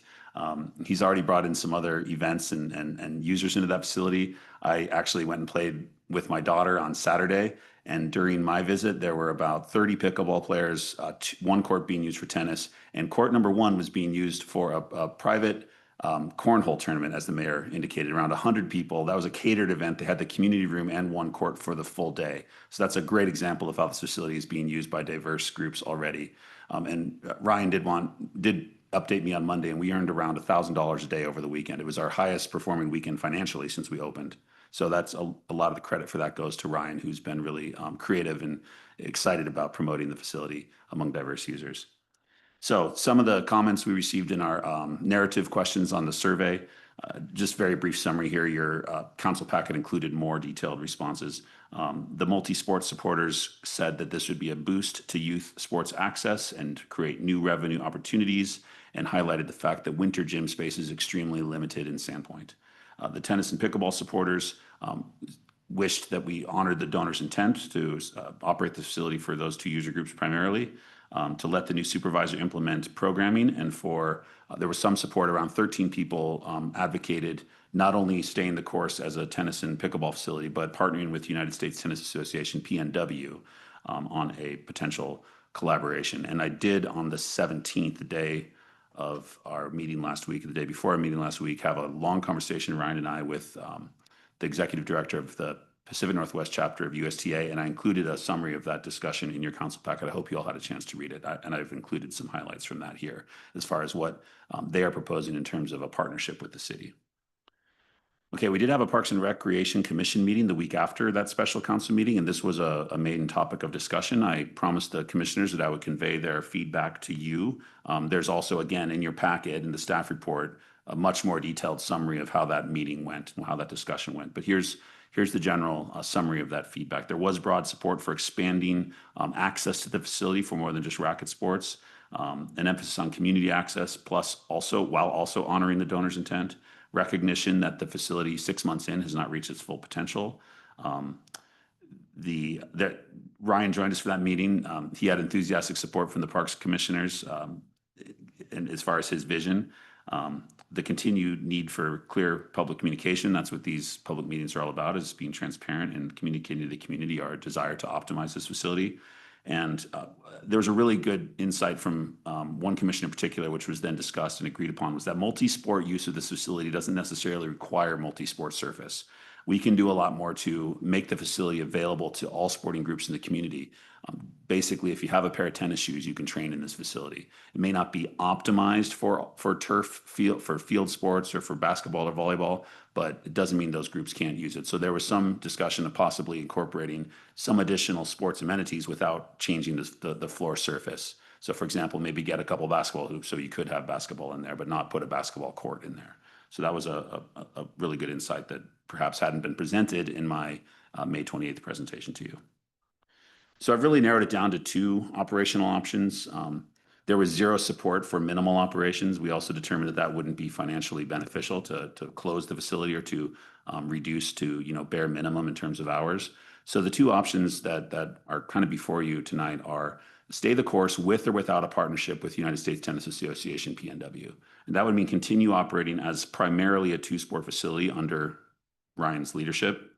Optimize the fee schedule. We've been working on that. He's done extensive research on similar facilities from Great Falls, Montana to the Tri-Cities to come up with what we think is a very competitive fee schedule. And you'll be seeing that on our updated fee schedule in a few weeks' time. Improve the member experience, more programming with or without USTA PNW, clinics, camps, lessons, leagues, tournaments, etc. And just understanding that multi-sport user groups are always welcome in there, but perhaps not modifying the surface 6 months in. The multi-sport adaptation really requires an additional investment from the city. There's kind of two options for alternative surfaces. You can go the basketball/volleyball court option for the surface itself, plus equipment like hoops and volleyball equipment. You're looking at around $160,000. Alternatively, a turf surface covering one tennis court would similarly run around $160,000. If the council decided to do both of those things, we'd be looking at around a $320,000 investment, possibly with some matching grants or donations as well. but that does, multi-sport adaptation will come with some cost. One thing Ryan and I definitely agree on is that regardless of whether we choose to go with a multi-sport adaptation of the facility, we think there's huge potential for making that a facility that's available for special events, such as the cornhole tournament. The one thing the cornhole organizers had to do was go out and buy about 30 little carpet pads because we discovered you can't place the cornhole boards directly on the surface without scuffing it. So they were more than happy to go out and purchase a surface to put underneath their cornhole boards. I've researched and found a product called Cover Sports, which is something we could keep on site and cover 1 court, 2 courts, or if we determined that there was demand for more event space, the entire court facility for special events like cornhole tournaments. You could have school dances, you could have school graduation, concerts, things like that. And we do believe that with the fairgrounds being the only indoor venue and it being quite dated and not of the highest quality, we think that there would be ample demand for that at the James E. Russell Sports Center. So that is something I would like council support for, is to pursue that that non-sporting special event court cover surface, which would be very temporary and be stowed in the facility when not in use. Okay, so this is a summary of the conversation that Ryan and I had with the United States Tennis Association Pacific Northwest. And just as a reminder, this organization, it's a nonprofit branch of the national organization, USTA. They currently operate public facilities in Western Washington, in Vancouver, in Longview, and in Tacoma. And some of these are municipal facilities that they operate in a similar fashion to how they would propose working with the city of Sandpoint. They're actually not proposing an operation model. They're proposing a tennis programming model. They would like to come in and basically add on to our current, 6 months or last 6 months of operations, a whole catalog of tennis programs available for people of all ages in Sandpoint and in the surrounding area. The proposal would include a revenue share model where the city retains either 20 or 30%, depending on whether or not we do all the program registration for them or whether they take all that through their own platform. And really important here, the city would retain 100% of membership revenue. We continue on the path we've been on, except we essentially plug and play a nationally tested programming model for tennis. This is quite an appealing offer. The benefit, proven catalog of tennis programs, outside expertise, third-party handles staffing, tennis pros, instructors, and so on. And the city keeps all membership revenues and manages pickleball programming. And we happen to have a member of the pickleball community who is our supervisor over there. The only real downside that I could think of is that court space will be needed by the USTA for their programs. So court space that is being used for USTA programming is not available for our regular members who may choose not to participate in USTA programming. So there is a little bit of a trade-off there, but we're getting reimbursed for that through the 20 or 30% revenue share. So it's not like that's a downside from a revenue perspective necessarily, but there is an opportunity cost. And between, who knows, 4 to 6 hours a day, there might be 1 or 2 courts being utilized by USTA that might not be available for regular drop and play.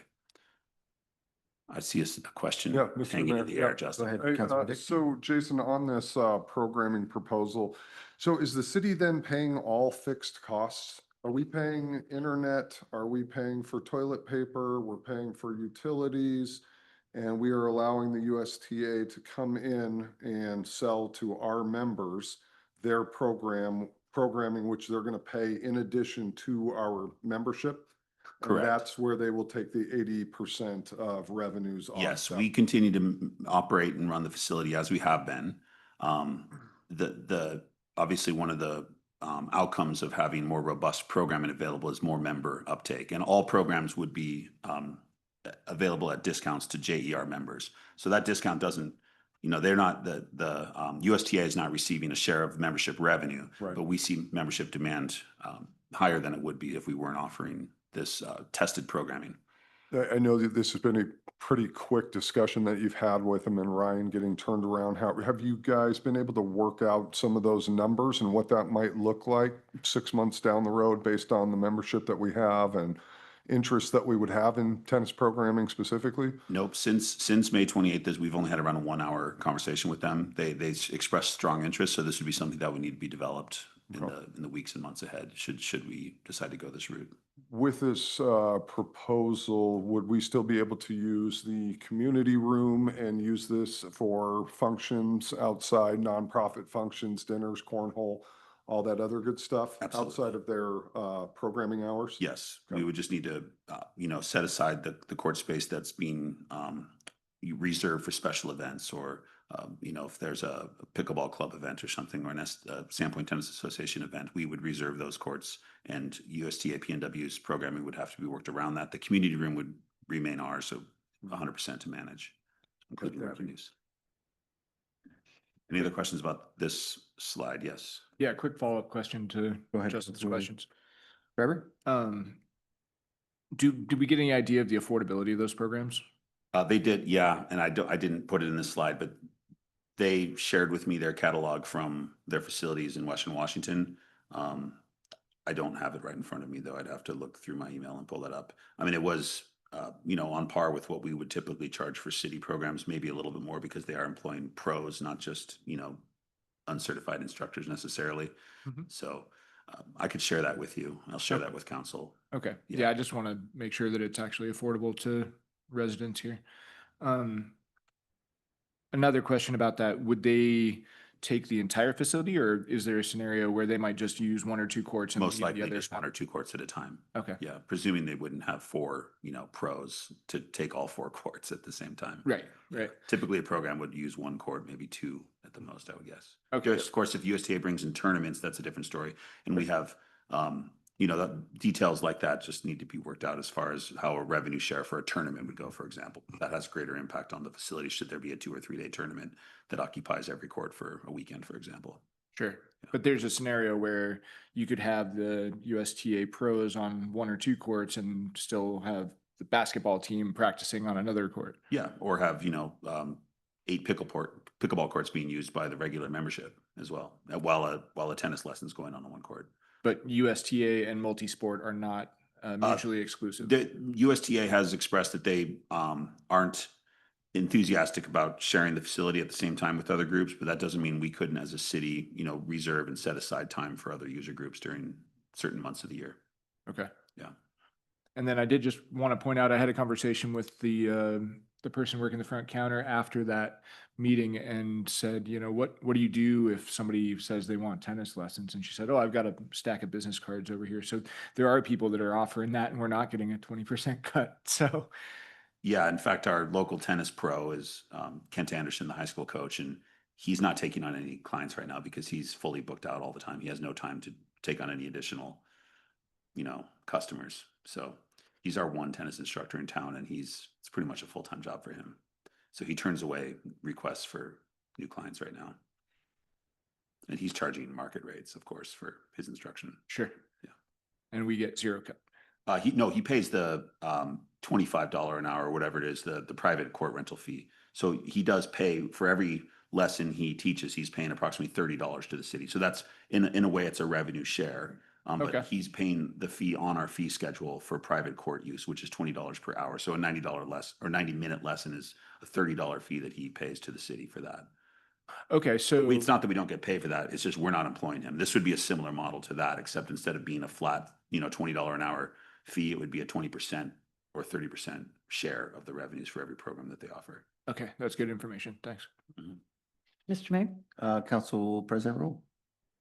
So I had a question if council was leaning toward a 70-30, do we have the bandwidth to manage program registration? I don't think whether we take her 80 or 80-20 or 70-30 isn't really up for discussion right now because we haven't gotten to any sort of contract phase of that conversation. And we're looking at our operating software at the facility to determine whether or not registration for programs is something we even have the capacity to handle. We may prefer to have USTA handle that because Okay. of course every program we create requires city staff time. So that's why the extra 10% is proposed, because there are costs that come with us handling all the programming for them. Exactly, right. Bandwidth for sure. Yeah. And you spoke to Ryan's vision. Can you tell me more about Ryan's vision? unless Ryan would like to come and tell us about Ryan's vision. But if he doesn't like to talk in public, that's all right. It's up to Ryan if he'd like to come up and share a vision. Ryan Wells. I almost want to give you a standing ovation right now, Ryan. Thank you. Jason promised me that I would be able to sit in the back, so yell me for this. What we're trying to do is just build more robust programming. We've heard over and over and over that the lack of membership retention is based on the fact that we're not offering much there. And then once we get those people in, that will open up the door to a lot more kids programs and having that kind of snowball. Right now, we're up against summer. Everybody wants to be outside. We're working hard to grand open the building at the end of summer and launch all of this. But once we have that in place, once I know what your direction is on what you want to do with courts, I can start planning tournaments and things like that. At this point, I'm kind of looking to you for some direction. So once I get that, we're going to be off to the races. Okay. And now that you've been in there for a month and getting a feel for the community and you brought special events in, what is your temperature for maintaining complete racket sports or other sports within the facility? The biggest thing I'm struck with is how many people per day walk through that door and go, oh my gosh, I didn't even know this place is here. We need to market that and just get people in. I think that goes back to how much use we've had from it. We just have not ever grand opened it. We've never invited the public in. And once we go ahead and roll that out, I think that it can be successful as a racket sports facility, especially to Jason's point, if we can allow basketball or soccer or whatever to use that surface. But to restrict the bandwidth that what we can do in there to cut the format down will limit things we can do at the USTA or different things like that. So I think that having the full facility available for the programming we want to do will bring in people regionally. I've spoken with many people from down south who are more than willing to commute for a 14-court facility or a 3-court facility for, you know, events and things like that. There's not many of them in the Pacific Northwest. So we have a real gem here. We just haven't marketed it, and we haven't run it in the way that that building was intended to be run. Okay, thank you. And one more question for Jason. You talked about the, and I know it was in the packet, I just don't remember the number. The special events surface cover. Mhm. What are costs like? The is that cover sports is a heavy duty vinyl rollout surface. Right. Each roll is 10 feet wide. So you need a 10-foot by 120-foot roll times 6 for one court. So each court is 60 feet wide and 120 feet long. So for one court, it's around $13,000, and that comes on a large cart that has a motor that retracts it. So it's highly automated. It's very similar to what actually I went to a ceremony at the University of Idaho ICCU Arena, and they had this same product over their basketball courts. It's what schools are using to protect court surfaces during graduation ceremonies, for example. Very typical product.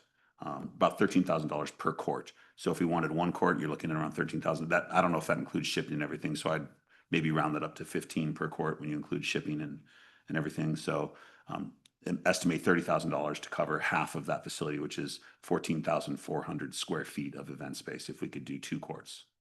It's a large area. Okay, thank you. Mr. Mayor? Go ahead, Councilwoman Duquette. Yeah, the cover I was asking about also, that's for like the dance or graduation or something. Would that money be part of maintenance? Like there's a maintenance gift kind of anonymous? You're talking about the endowment? Yeah, would that be part of maintenance, that cost would?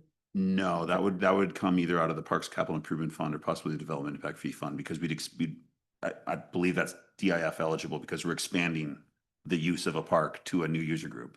Okay. So we have funds available through either CIP or DIF for that Development Impact Fee. Okay, and then back to the USTA P&W. Would they have priority then? Like, Good question. We just don't have details on that yet. okay. Yeah. Have you checked with other facilities who have used them? Well, Brian and I have been spending quite a bit of time on the websites for their 3 other facilities. Because I looked briefly, but I figured you would do a better dig than Yeah. I think what's appealing about them is they're a mission-driven organization about community growth in the sport. Okay. And that really aligns very well with, I think, the city's, vision and mission for recreation as well. So, of course, the United States Tennis Association is probably $1 billion organization. I'm sure they run facilities in every state. I was just curious what other people thought of, if they had the same kind of crossover with their public membership I believe what anything they're like that. proposing for our facility is a little different than what they do in Western Washington, where they actually operate the facilities and they pay rent to the cities that own the facilities. Okay, so that's a little bit different. We're excited to retain kind of management and operations of the facility with our own team, and that's why this kind of hybrid model is more appealing than a full lease agreement. And yeah, there'd be a lot of questions to do that. Like you said, there's no contract at this point for that. If we were to do that, I would want, again, like always, more input from the community, because we only had the 73 people out of that meeting that had the QR code. 4 of those people were non-sport people, but that's only 4 people who had a chance to weigh in. So I'm just thinking, if this is something that we think about, I would like to see more weigh in from the rest of the community besides who was there. And if we go with Ryan's vision, I had some comments, but we weren't there yet, I guess. Unless you want to go there. Would you like to hear from Mr. Russell? Sure. Let me go through a couple more slides for you. Sorry, Jason, go ahead. So all we're asking for tonight is for council to provide direction on one of the kind of 2 big options in front of us. Some points here to consider, recognizing that we're in a transitional phase. We're only 6 months in to a completely new endeavor. And the goal here might be to balance the broad community use with the donor's vision, and the reality that the facility will, at least in the short term, depend on rec fund support. It's a recreation facility. Most of our recreation facilities are supported by the recreation fund. I think one of the goals for this facility is to narrow that gap between revenues and costs, so that we don't burden that recreation fund for a single facility like this. Okay, that's it from my presentation. So I'll hand it over to Jim if he's available and still interested in talking. I think he's joining us by phone. Hi, actually, I'm online if you can hear me. We can. Good evening, Jim, Mr. Russell. Nice to have you here. Thanks for making this meeting. I appreciate it. And call me Jim. I'm not Mr. Russell. I'm Jim. So I appreciate the council allowing me to speak tonight. And I know I'm kind of exceeding what the normal 3-minute period is, but I'll go as fast as I can and try not to stumble too bad. So thank you, Mayor and the council, for allowing me to speak today. Obviously, I'm Jim Russell, along with my mom, who could not be on the call. We are the original donors for the JER Center. While we're not permanent residents of Sandpoint, we do maintain 2 homes within Sandpoint addresses, but not within the city, and 2 vehicles with 7B registrations. Hopefully, you know my dad's connection to the city. There's been a lot of discussion about the JER Center, with some folks claiming to know what we want or know what Dad wanted, and now more discussion about what should be done in the future regarding the JER Center. So I want to express personally and on behalf of my mom, what we would like to see happen and what we believe Dad wanted. So obviously, Dad wanted to give back to Sandpoint in a meaningful way. Over 25 years ago now, he mentioned Sports Center for Sandpoint and continued to talk about that nearly every year until his passing in 2019. But while alive, he never found a way to make it happen. So we used his money and donated it to the city. So now after 6 months of being open, and I put that in quotes because I understand It isn't officially the city's yet. I guess it's close. Anyway, it's open, operated by the city. It's being shown as not profitable or not recovering costs, and several options for a way forward are being presented. So first, let me talk a little bit about the costs.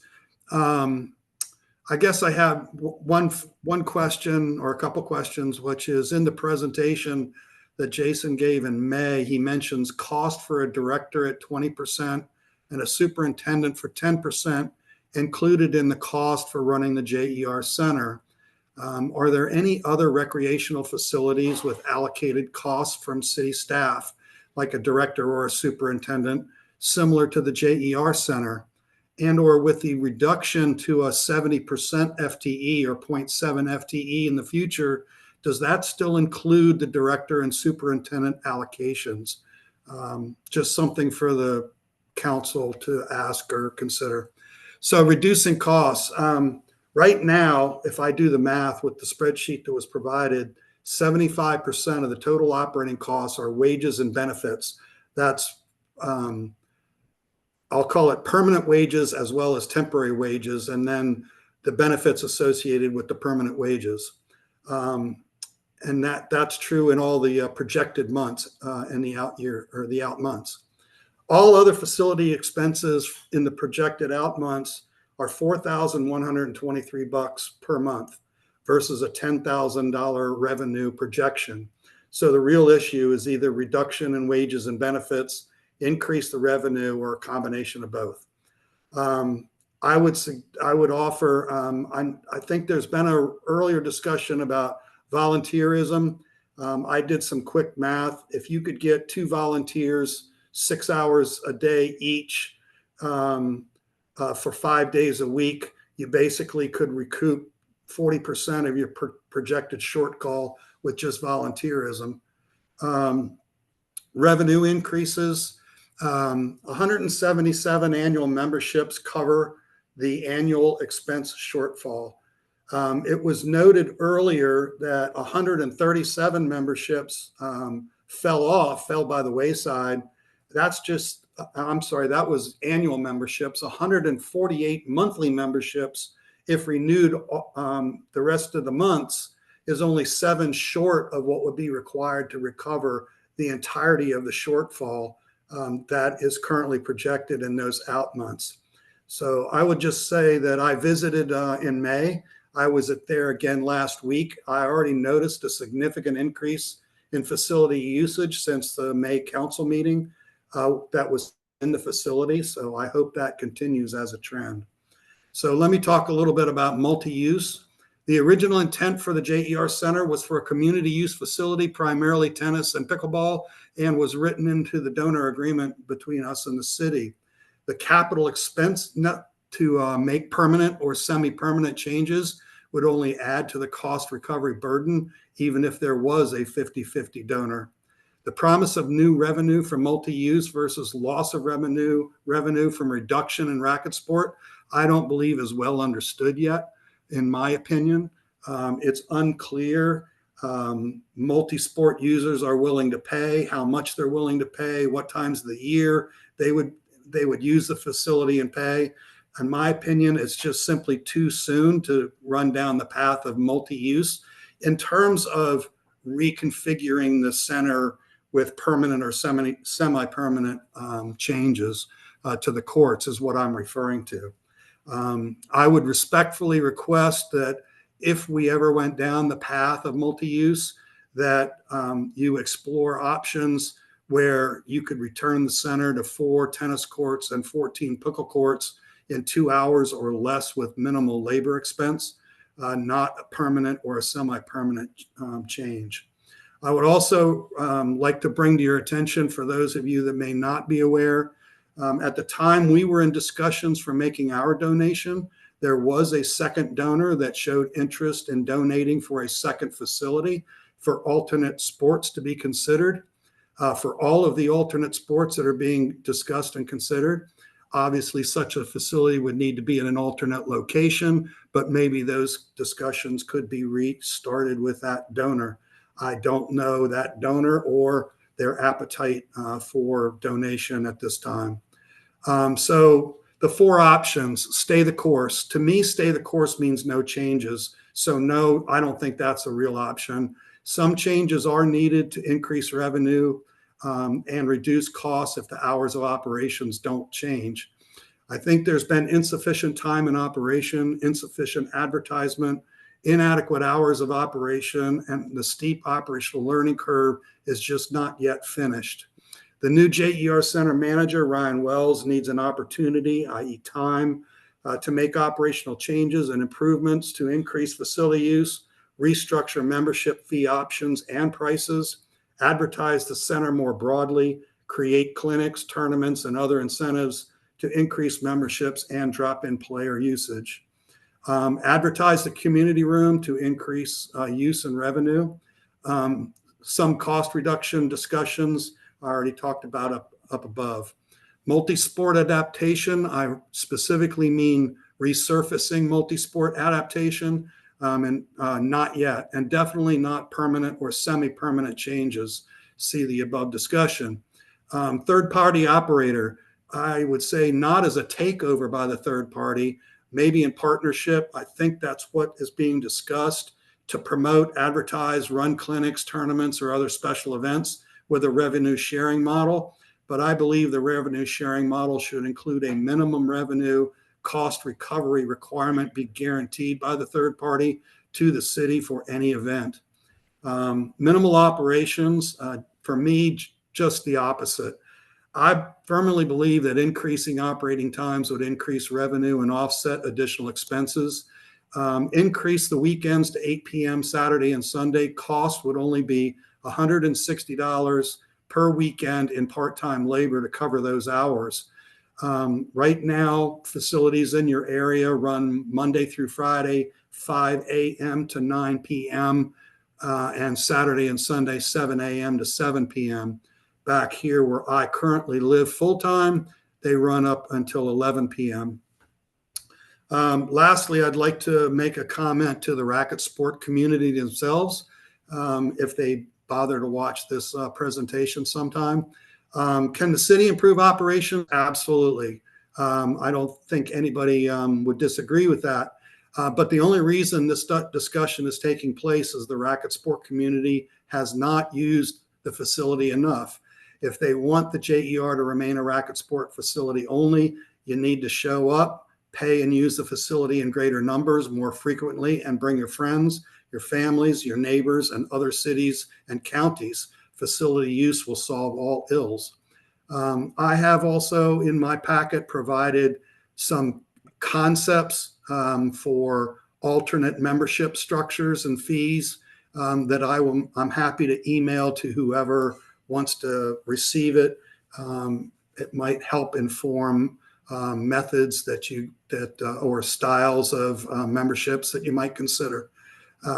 Clearly not the same pricing structure, because these are done in an extremely affluent environment, but there are some nuances to how the memberships are structured that I think might be helpful. That's all I've got. I'm happy to take questions. Thank you so much, Jim. I really appreciate your comments and your perspective, and obviously your family's incredibly generous donation to this community. With that, any questions from the council for Jim? Jim, sorry we didn't have you here last week. Thanks for traveling all the way, and we look forward to giving Jason some direction on the future use of this facility. Your comments are very, very helpful, so thank you. Thank you. Yeah, thank you so much, Jim, for your donation and for joining us tonight. I took a page of notes, and I've got the video to review for all your input. And of course, the line of communication is always open. I did want to respond to a couple of your questions. You asked about the department head salary. Are other rec facilities burdened with the department head salary? The answer is actually yes. All department heads are paid out of various funds based on the percentage of their work that is allocated towards those projects. I do believe, and Sarah's on vacation this week, but I do believe that the burden on this facility for department head salary has been reduced to 10% for next year. One difference is, of course, this is the only recreation facility that we have staff on site. from opening to closing every day. So salaries and wages do make up a much larger percentage than they would at, let's say, the outdoor fields. Volunteers to help reduce costs. I am excited to say that Ryan has been working on a volunteer program that would allow us to remain open, to be open for far more hours weekly, including until late in the evenings on weekends, and require fewer paid staff hours than we have now. Currently, we're paying part-time staff around 80 hours a week. Brian's proposal would reduce that to 60 hours, but at the same time, increase our opening hours.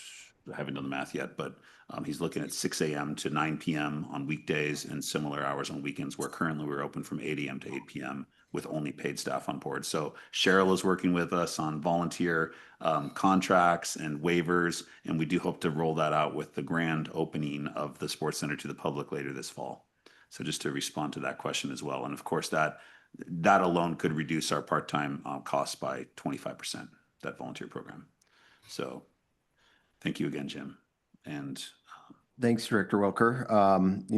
I love solutions, and just like the Goose program at the beach, I love it when people come up with solutions. Ryan, I can't thank you enough. You're the right man for the job, and I'm optimistic, but this is going to be a council decision. 1, 2, 3, 4, unless you're 2-2.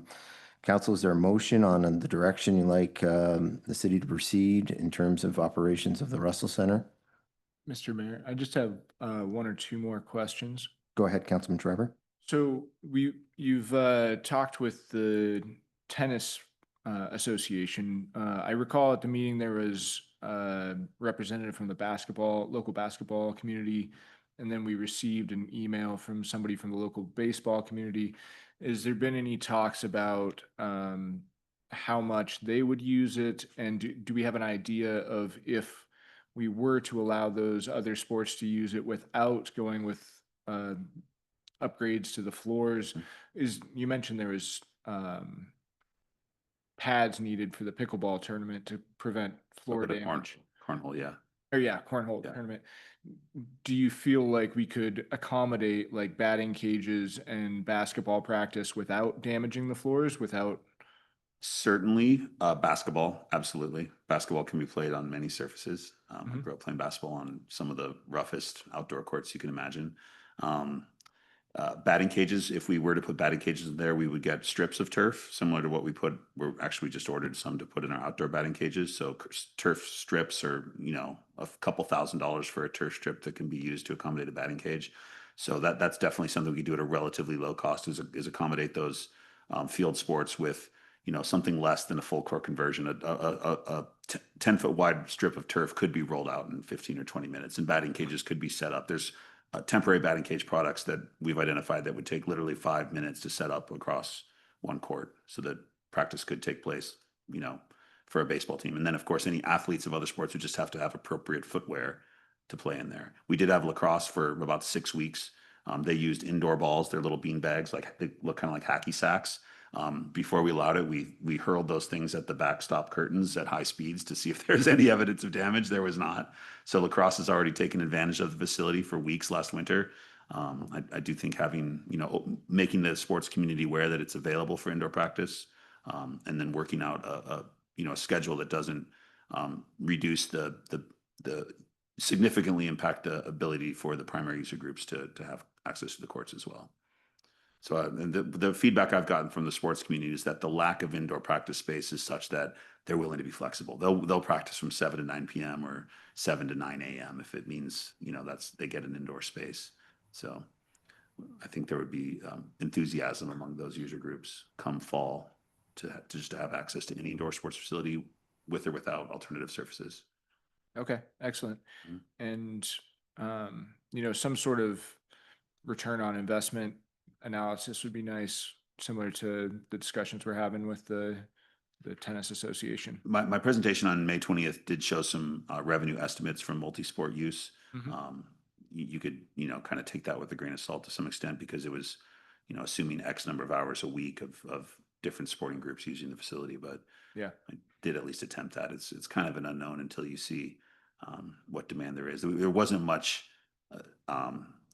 let me just give an example. Twice a year, we have a meeting in City Hall with all the field sport users. It's called our field allocation meeting. It's where they jostle for time at Memorial Field and our outdoor fields so that they aren't battling it out at the last minute for practice space and game and tournament space. One idea is that at our summer or fall field allocation meeting, we would include, James E. Russell Sports Center space. And maybe we set aside certain times on weekends or in the evenings on weekdays that are available for multi-sport use. And then we let those groups sign up in October for the season for what times they'd like to practice in there. And we just have strict rules about what footwear is allowed, what equipment is allowed, no live batting practice if there's no batting cages, that sort of thing. So that's kind of how we envision activating that space for multi-sport without alternative surfaces, just included in our next field allocation meeting, but we have a court allocation meeting. Yeah. Yeah. Excellent. Mhm. And then the staff report did mention a matching donation. Do we have any more information about that? I mean, No details. Okay. No, just indication that there might be a matching donation for whatever the council decides to do. But I don't have details for you right now. And when So- you say whatever council decides to do, is that if we only do part of it, or are they only interested if we do all of it? I'm not 100% sure at this time. Okay. I don't think it's all or nothing. Okay. Yeah. And any idea of any other strings that might be attached? Nope. Okay. Excellent. Mhm. Thanks. Mr. Mayor, Go ahead, Councilman Dick. may I make some comments here before we go into the Absolutely. motion? I'll try to articulate this as best I can, and I mean no disrespect to anybody here or anybody that's involved with the last 6 months, but as a business owner looking at this at the last 6 months and trying to figure out what to do with it, if I was judged based upon what my restaurant did last year and the amount of money I lost, the thing would be shut down with a bulldozer, right? And in doing so, when you find out that you're losing money, you change your hours of operation, you increase your marketing, you change your menu, you change purveyors. There's a whole bevy of things that we take a look at doing. And if we're not successful in the first 6 months, we make the changes. I think we've heard Jim brought up the labor is too high, the revenues are too low, right? Those are two things that are easily discernible, and we need to figure those out. And it looks like we can do that. I've worked with Ryan before in other capacities. I think he's the right guy for the job, albeit, Jason, question for you. Did his job description change based upon the last, in comparison to the last facility director? Yes, with more emphasis on what we're talking about doing now. In Gotcha. terms of marketing, for example. The recreation facilities supervisor job is a job that exists in many cities. And I think when we first posted that job a year or so ago, it was kind of a copy and paste sort of situation with what recreation facility supervisors do in other cities. And we ended up with a candidate who had experience as a recreation facility in another city. But this facility, we are looking, we have, as a community, I think, decided that we need more of an entrepreneurial approach to operating this facility. So the updated job description in the spring of this year placed more emphasis on some of those business management and entrepreneurial expectations of the job in terms of Right. marketing and promotion. Thank you. Outreach, community engagement. I love to hear the volunteer labor that you're already looking at, but I think Ryan could probably attest with the cornhole folks that come in. Each of these user groups is prepared to bring their own volunteer labor. Pickleball, when pickleball has a tournament, can work the front doors. They can work the facility. They can open it up. They can lock it down. I mean, there's cost savings all over the place. A little bit of marketing. We had relatively, I don't think there was more than $100 in marketing for the first 6 months. Programming, tournaments. Ryan's talked about tournaments that were, you had one in Hayden, it was $85 a person, brought in almost 40 grand on a Saturday and Sunday. I would like to see this thing continue with the intent of the Russell family, at least for the next 8 months to a year, as it is right now. I'd like to speak specific to the multi-sports families because I hear you. What we do to children in this community playing sports is damn near criminal. As a parent of a child who's gotten, 20 yards of a field to be able to play lacrosse or soccer or Great Northern is rained out for 3 days in a row, and then we go to a soccer tournament or a lacrosse tournament in Kalispell, and these poor kids get the brakes beat off of them because they're not playing together. And the kids they're playing against from Whitefish, Spokane, Coeur d'Alene, Kalispell, they all have indoor facilities that they've been playing for a long time since they've been young. So for the multi-sports family, I would say this: allow this facility the opportunity with the original intent to make the changes, to support and give Ryan some oversight as well. If we're going to be taking the director or superintendent salary wages out of this thing, there should be great oversight. There should be great support. We should be getting monthly reports on how we're doing in membership, what the P&Ls look like from Ryan and Jason and whoever that staff is for the next 8 months to a year. And I would tell the multi-sports folks, if you're not seeing this, if we're not having a reduction in labor, you're not seeing the marketing, you're not seeing the programming, these losses aren't offset, that is your time to come back and we take a look at putting in some different sports courts and facilities. As for the USTA, this offer here, again, I don't mean this with any disrespect, but this is an amazing opportunity for them with us paying all the upfront fixed cost and them doing the programming and us still trying to maintain the membership for this. I think this is a last ditch effort to save this place. And I don't even think we're close because we haven't done enough ourselves. And lastly, Ryan, I'll put this on you here at some point, and I think it probably needs to be looked at, is to have potentially your job title, roles, and responsibilities extend over to the outdoor tennis courts as well, being that they're right there, and potentially whether it's you or somebody else that runs Travers, the Great Northern, the skate park, and everything else over there. And that's kind of the office that we run it out of. And I think that's all my comments. Thank you, Councilman Dick. Appreciate that. Mr. Mayor, I would just Councilwoman pretty Duquette? much agree with Councilman Dick. It seems like Jim definitely is looking at that to happen. And it was their donation and their thought into it. To me, it sounds like he really does want it to get another chance to keep going. And with those changes with Ryan, I would like to see if we go that way, to have some goals, some measurable goals set that we could check on like in 3 months or 6 months to see where you are, to see how it's going. I think that would be beneficial to us. And that's what it was started as. I'm curious about a second donor. Anybody? Yep, we need another facility, I But think. did you hear that there was a heat? Yeah, I think But you don't. I have some they kind direction of- on that. Oh, but because yeah, I'm with you on a multi-sport thing would be good for the kids too, but. I had one more question for Jason. So you talked about job description and I'm curious if within the job description, the endowment is mentioned and potentially beefing up the endowment part of the Russell Center for,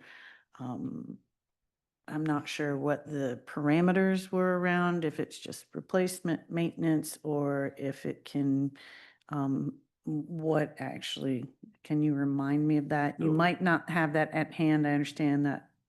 Yeah, I think you're referring to the $25,000 that was set aside for a permanent endowment from the original donation with the Innovia Foundation. That is an endowment that is intended to grow over time and provide some revenue source through its gains in the market that could be used for future improvements, for sustaining operations. Of course, $25,000 doesn't generate much revenue at 6% a year on average. But I think the vision was that for that to be like a seed fund, for a fund that could grow as members in the future choose to support the facility as we grow a community around this facility. This is going to be with us for our lifetime. How it evolves in the future depends on the decisions you make tonight. And I think we all want to see it evolve and grow to become a beloved facility that has hundreds of members and thousands of users on an annual basis. And some of those members, just like we see with some of our other, most beloved recreational assets in the community, could be supported through contributions to that endowment fund in the future. So through that donation model. We have a strong relationship with the Novia Foundation. They were on site on Friday last week. They met Ryan. We gave them an hour-and-a-half tour, talked all about the vision and what we've done in the last 6 months and what we hope to do in the future. That growing that endowment could lead to meaningful revenues in the future that could, like I said, sustain future improvements or operations of the facility. So I guess maybe you misunderstood my question. I understand the purpose. What I'm asking is, as far as the job description or as part of the Parks and Recreation Department, are we making an effort to put that out to the public? Because would that be part of the grand opening ceremony and situation, that making many more people aware that there is an endowment to maintain the center over time? So I guess that's what I'm asking, is who would take on that responsibility to grow that? Well, that would be the community, but within city staff, it would be myself and Ryan as the front desk and the face of the facility. Innovia does plan to have a tent at the grand opening later this summer, so that would be an opportunity to promote the endowment there. Okay, thank you. Sure. All right, council members, is there a motion to choose a path? In terms of, I think before you could make a motion to sort of modified stay the course, trying to leverage the skills that Ryan's bringing and his focus. You could look to furthering or give Jason direction to further partnership with USTA, PNW, or anything else that you would like. I'll make a motion if. I would make a motion to give the James E. Russell Center an opportunity to stay the course with Ryan's guidance. And I would add to that to continue talks with USTA to see if we can't get a more detailed understanding of what they could or could not provide for us, if we feel like at a future date heading in that direction. And I would also move that we decide on the events coverage for a small portion, because it's already shown that there's a need out there for that, and that may fill other areas when people are not using court time. So that clear as mud? I think it's clear. I think it's very clear. Which gives, do I ask a question now? There'd be a second, then we can discuss. Okay. Second. There's a second. Motion by Rule, second by Dick. Discussion? If I was to discuss, it may be an amendment to the motion, using not stay the course as the quotes, as Jim said, not staying how it is now. A time, I think I'd like to see a time that Ryan is given to Ryan and Jason or whoever's involved to do this. And again, like I said, I would like to see some goals that can be checked on, something measurable that we can see you've got in mind. Those would be my amendments to that, maybe, or change in that, I guess. I'm not sure how to. I guess I could make it more clear if I Okay. can add to the motion in saying that not use the word stay the course, but maintain the racket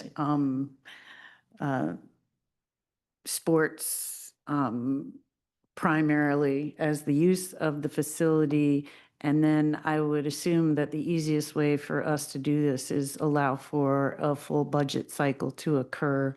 And then through how we assess in what we're paying for and what we're not paying for at every single meeting, we can dive deeper into those details of how the Russell Center is doing. Does that? Is like I think- cover goals? Yeah, I think we'll be getting monthly reports and updates from Jason and Ryan. If something goes off the rails or fails to actually be realized, you're going to see that in terms of budget expenditures, revenue, And to Council President Rule's point, yes, if we budget this for the next year, we'll certainly have monthly updates on where we're at in terms of tracking this budget. And you could ask for more specific detail from Jason at those monthly meetings. And you can always, of course, pivot. So your time is a year? Is that a budget year? Is what you're saying? Correct, but what I've learned after sitting on the council for many years is nothing, as in life, is written in stone. So we can pivot at any point. I wouldn't think this would be something we'd have to open budget for, but we can change operations. We can do many things by just agendizing the item. Okay. Could we get some measurable goals that Brian has in mind? I think Councilor, Duquette? thank you. It's been a long day. Councilwoman Duquette, at every council meeting, you can request and, Okay. ask Jason or to Ryan through Not the Jason same thing. for updates and details. Yeah. And you can even press him on goals if you want, if you can get 3 others to support you in that. So It would just be nice. I think for the purpose of this item, we're just looking for guidance. We're in this together, and I don't want to make this decision. Obviously, I can't make this decision alone. And your support and confidence in whatever direction we go is really important. So what I'm So hearing is there's second? we got the second. Get the motion in the second. Okay. Any other discussion? Mr. Mayor? Go ahead, Councilman Trevor. Yeah, I'm in agreement with all my fellow counselors on this, with the exception that I would like to see some engagement with the other sport communities, provided that it doesn't damage the existing courts or require any capital expenditure other than what was already allowed for in the motion. Does that need to be an amendment or? I think Jason, Director Welker hears you. I hear you. Can I ask a follow-up question, Mr. Mayor? Sure. Councilman Schreiber, we did discuss, for example, like a turf strip to allow for batting practice. Are you open for the Parks Division, procuring some additional sporting equipment that would allow for multi-sport in there that's, less of a capital expenditure than a $200,000 court surface? Yes, I'm open to it. The original motion said keep it primarily for racket sports. So that's why I felt the need to clarify that I would like to see at least considering the options of other sports, provided that we don't alter the existing floors other than what we've talked about. Yeah. And I think you'll see that in Director Welker's budget for the Community Planning and Development Department shortly. Excellent. There's a motion and a second. This will be a roll call vote. Mr. Mayor, is there any need for clarity on whether that motion is amended? From what I heard, Councilor Rule did mention other sports and the possibility of exploring. Well, I mentioned the special events coverage for the floor was all that I mentioned.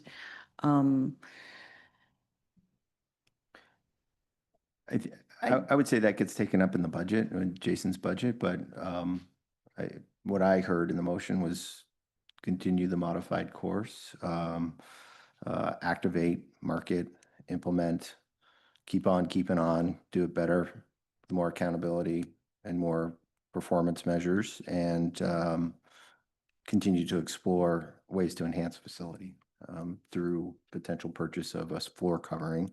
But again, that would be in the budget that Jason's going to present to the council in a couple weeks. But if you feel there's additional clarification, please feel free.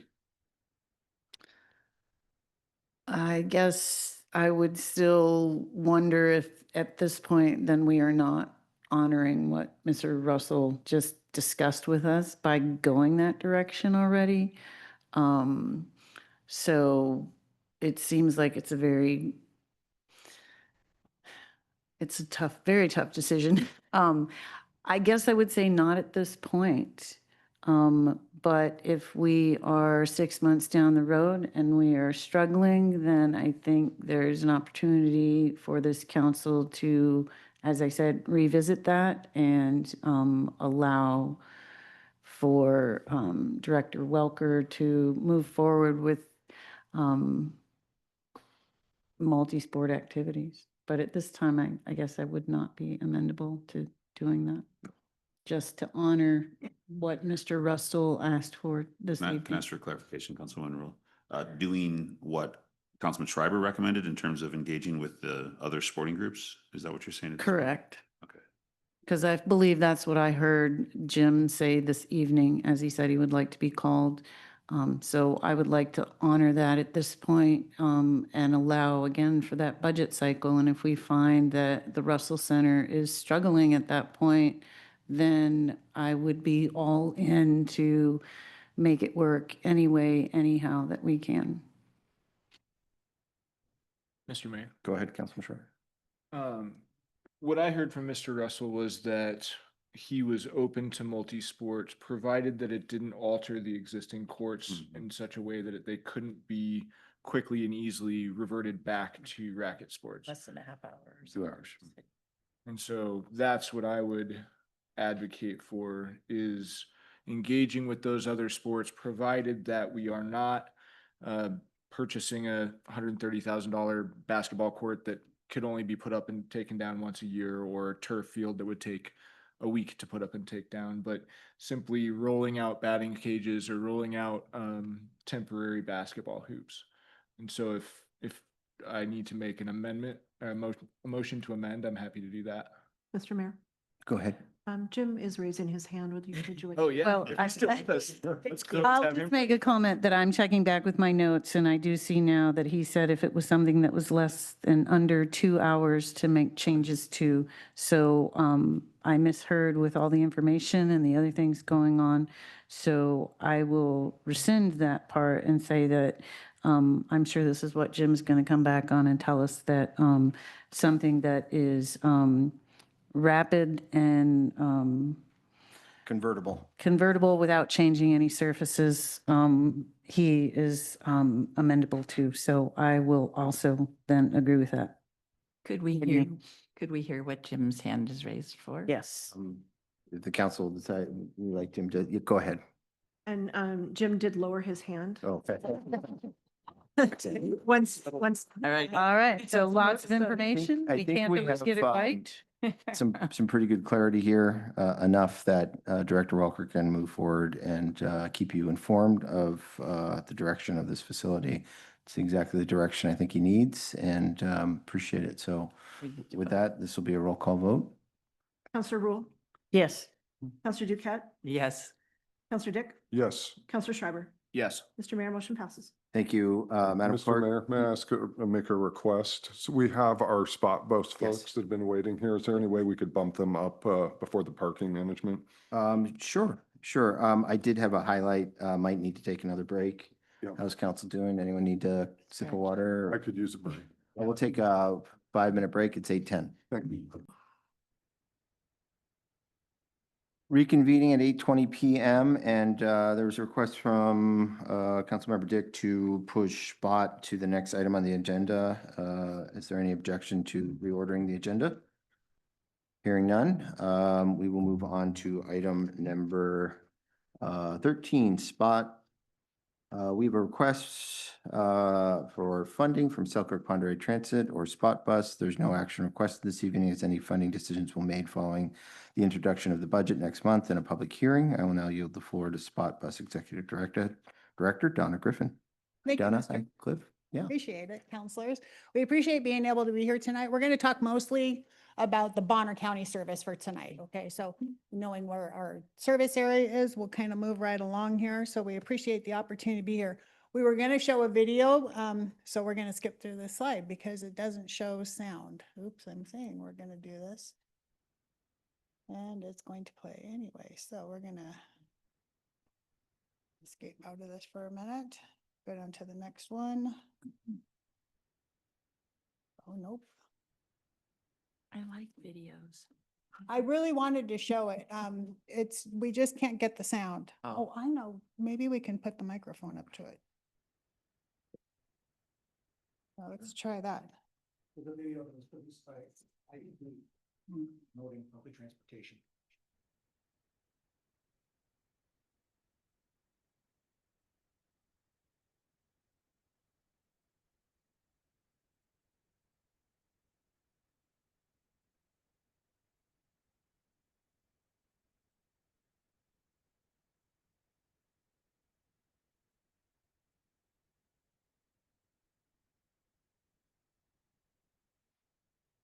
So my name is Donna Griffin. I get to be the Spot Bus Executive Director. Our operations encompass the two most northern counties of Idaho, where we have two fixed routes that run from Dover all the way out to Pend Oreille.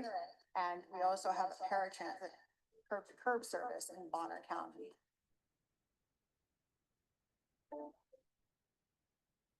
I ride the bus because it's the easiest way to get around town.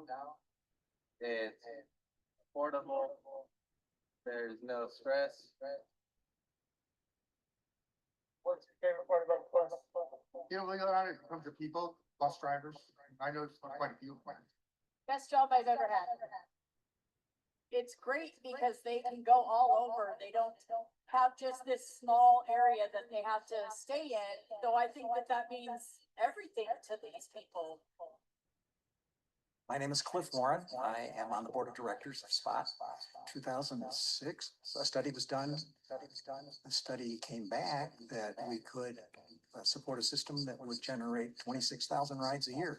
After several years getting things rolling, our first bus went out and we hit that rate the second week of operation. So if I didn't have bus systems like this in the community, I wouldn't be able to get around unless I walked, and I have to carry all this stuff everywhere I go.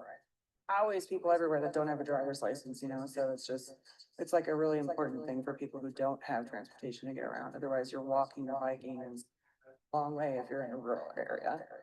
Get around, slip forward. Makes it very handy. Talk to me around our own people. This is my transportation. Now we're doing 150,000 plus rides a year, 8 times the original estimation that's available, which just shows the need that the community had for transportation.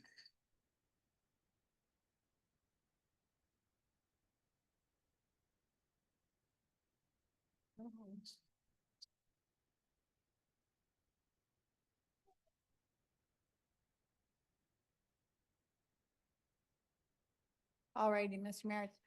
Oh, let me shut this off. There. All righty, Mr. Mayor, counselors, thank you for the opportunity to show that video. Also, I wanted to take the time and introduce Cliff Warren. He's on our board and he's also he's on our finance committee and is our secretary. Oh my goodness gracious. And Justin Dick, your representative, is on our board for Sandpoint representative. And so given that our leadership, again, SPOT board members represent each of our partners. Our partners are the city of Bonners Ferry, the city of Dover, the city of Pend Oreille, the city of Kootenai, the city of Sandpoint, and as well as Boundary County. They contribute to this partnership. Our service area goes from Sandpoint all the way up Dover, Sandpoint area, all the way up to Moyer Springs. So given that, those members who attend those meetings are all your representatives, our partners on that JPA, Joint Powers Agreement. And the staff carry that direction of the board. Last year, we had 163,000 rides system-wide. So we wanted to show the breakdown of what our ridership looks like. And again, this is for Bonner and Boundary County. So a question that we've had come up quite a bit is about our fixed routes. So we're going to get to that next slide in just a second because it'll show what that looks like. When we have fixed routes, impact from development growth directly impacts our expansion of our services. And I'll show you exactly why. So given our route and our service area, you see Kootenai and Pend Oreille in the top, Sandpoint and Dover in the bottom part of that. Whenever we have that fixed route service, our paratransit service, for our requirements for ADA, we have to go 3/4 of a mile outside that footprint. So we're required by our federal funding to expand beyond that set of streets that you see by 3/4 of a mile. So given that our fixed route percentages, we were asked for these percentages to, and these are for boardings only. This is where people get on. And so this is to emphasize, this is where people get on for our fixed routes. Less than 1% get on at Dover, a little over 6% get on at Pend Oreille, a little over, at Kootenai, a little over 30% at Pend Oreille, and 62, almost 63% in Sandpoint. That's for our fixed routes. If you notice our paratransit, it's less for Dover. We have really no paratransit rider from Dover. Kootenai is about 3.47%. So the paratransit ridership is lower than the fixed route ridership, which is the intention. Whenever we have a fixed route, we want everybody to get to that fixed route. We want everybody to access that. It's a lower cost piece. Volume takes care of the economy of scale. And then Ponderay, their paratransit is also lower at 26%. The note piece here is that Sandpoint's paratransit is actually higher, and that is due to some of those growth areas. We have to go outside that footprint for 3/4 of a mile when growth comes into the area. Donna, on that slide, what's the definition of a boarding? If somebody gets on in Ponderay and comes to Sandpoint and then goes from Sandpoint back to Ponderay, what does that look like? That is counted as 2 rides. So the person who gets on at Sandpoint goes up to, for instance, Alpine Vista. They get on at Sandpoint, they go to Walmart. Mhm. They get on at Walmart, that counts as a ride back to Sandpoint. So there's one getting on at Sandpoint and one returning at Ponderay. Okay, this just outlines our grant funding piece of it. It's always competitive. We also, so we have to compete every 2 years for our operational funding. So again, this is the qualification pieces for operations. Most of our funding comes from the FTA, from Federal Transit. We also get some money from CARES and vehicle improvement programs. These are all funneled through the state of Idaho, and we apply every 2 years. We occasionally get these one-time funds. For our upcoming budget year, 25-26, we have a proposed budget of $1.284 million, $1.285 million. Of these percentages, this is broke down as to how our operations run. We're operating, which is our fuel, wages, insurance pieces, at about 60%. Admin is about 16%. And our maintenance, that's our preventative maintenance on our vehicles. That's all those vehicles, any of our maintenance on our shelters, and any cleaning, repairs, those kinds of things are about 24%.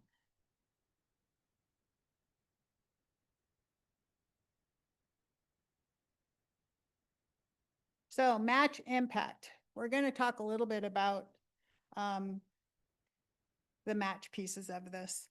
And we talked about the funding piece of it and what that requires. So when it comes to match, all those federal dollars require match. We actually have 3 different categories that we're not going to go into. Our average match, basically what happens is at least $10,000 of local funding equals $18,000 of federal funding. And that's at the very least. That's at the bottom end. We actually have higher than that. So basically $28,000 in operating funds. Any unused FTA funds, if the state determines that we're not using them, they get pulled, they go to another provider, another area that needs that funding. It's very difficult to get those dollars back. All those dollars basically turn into dollars spent in our local economy. Our riders go out and they spend money or they make money. They're going to work. They're taking care of themselves. They're going to get their prescriptions. They're buying food. They are going to entertainment pieces. So that's that increased well-being and independence. They also provide a lot of service down to downtown Sandpoint. So basically there's no parking required at the destination. We have 3 stops, for instance, on 3rd Street, 3 downtown stops.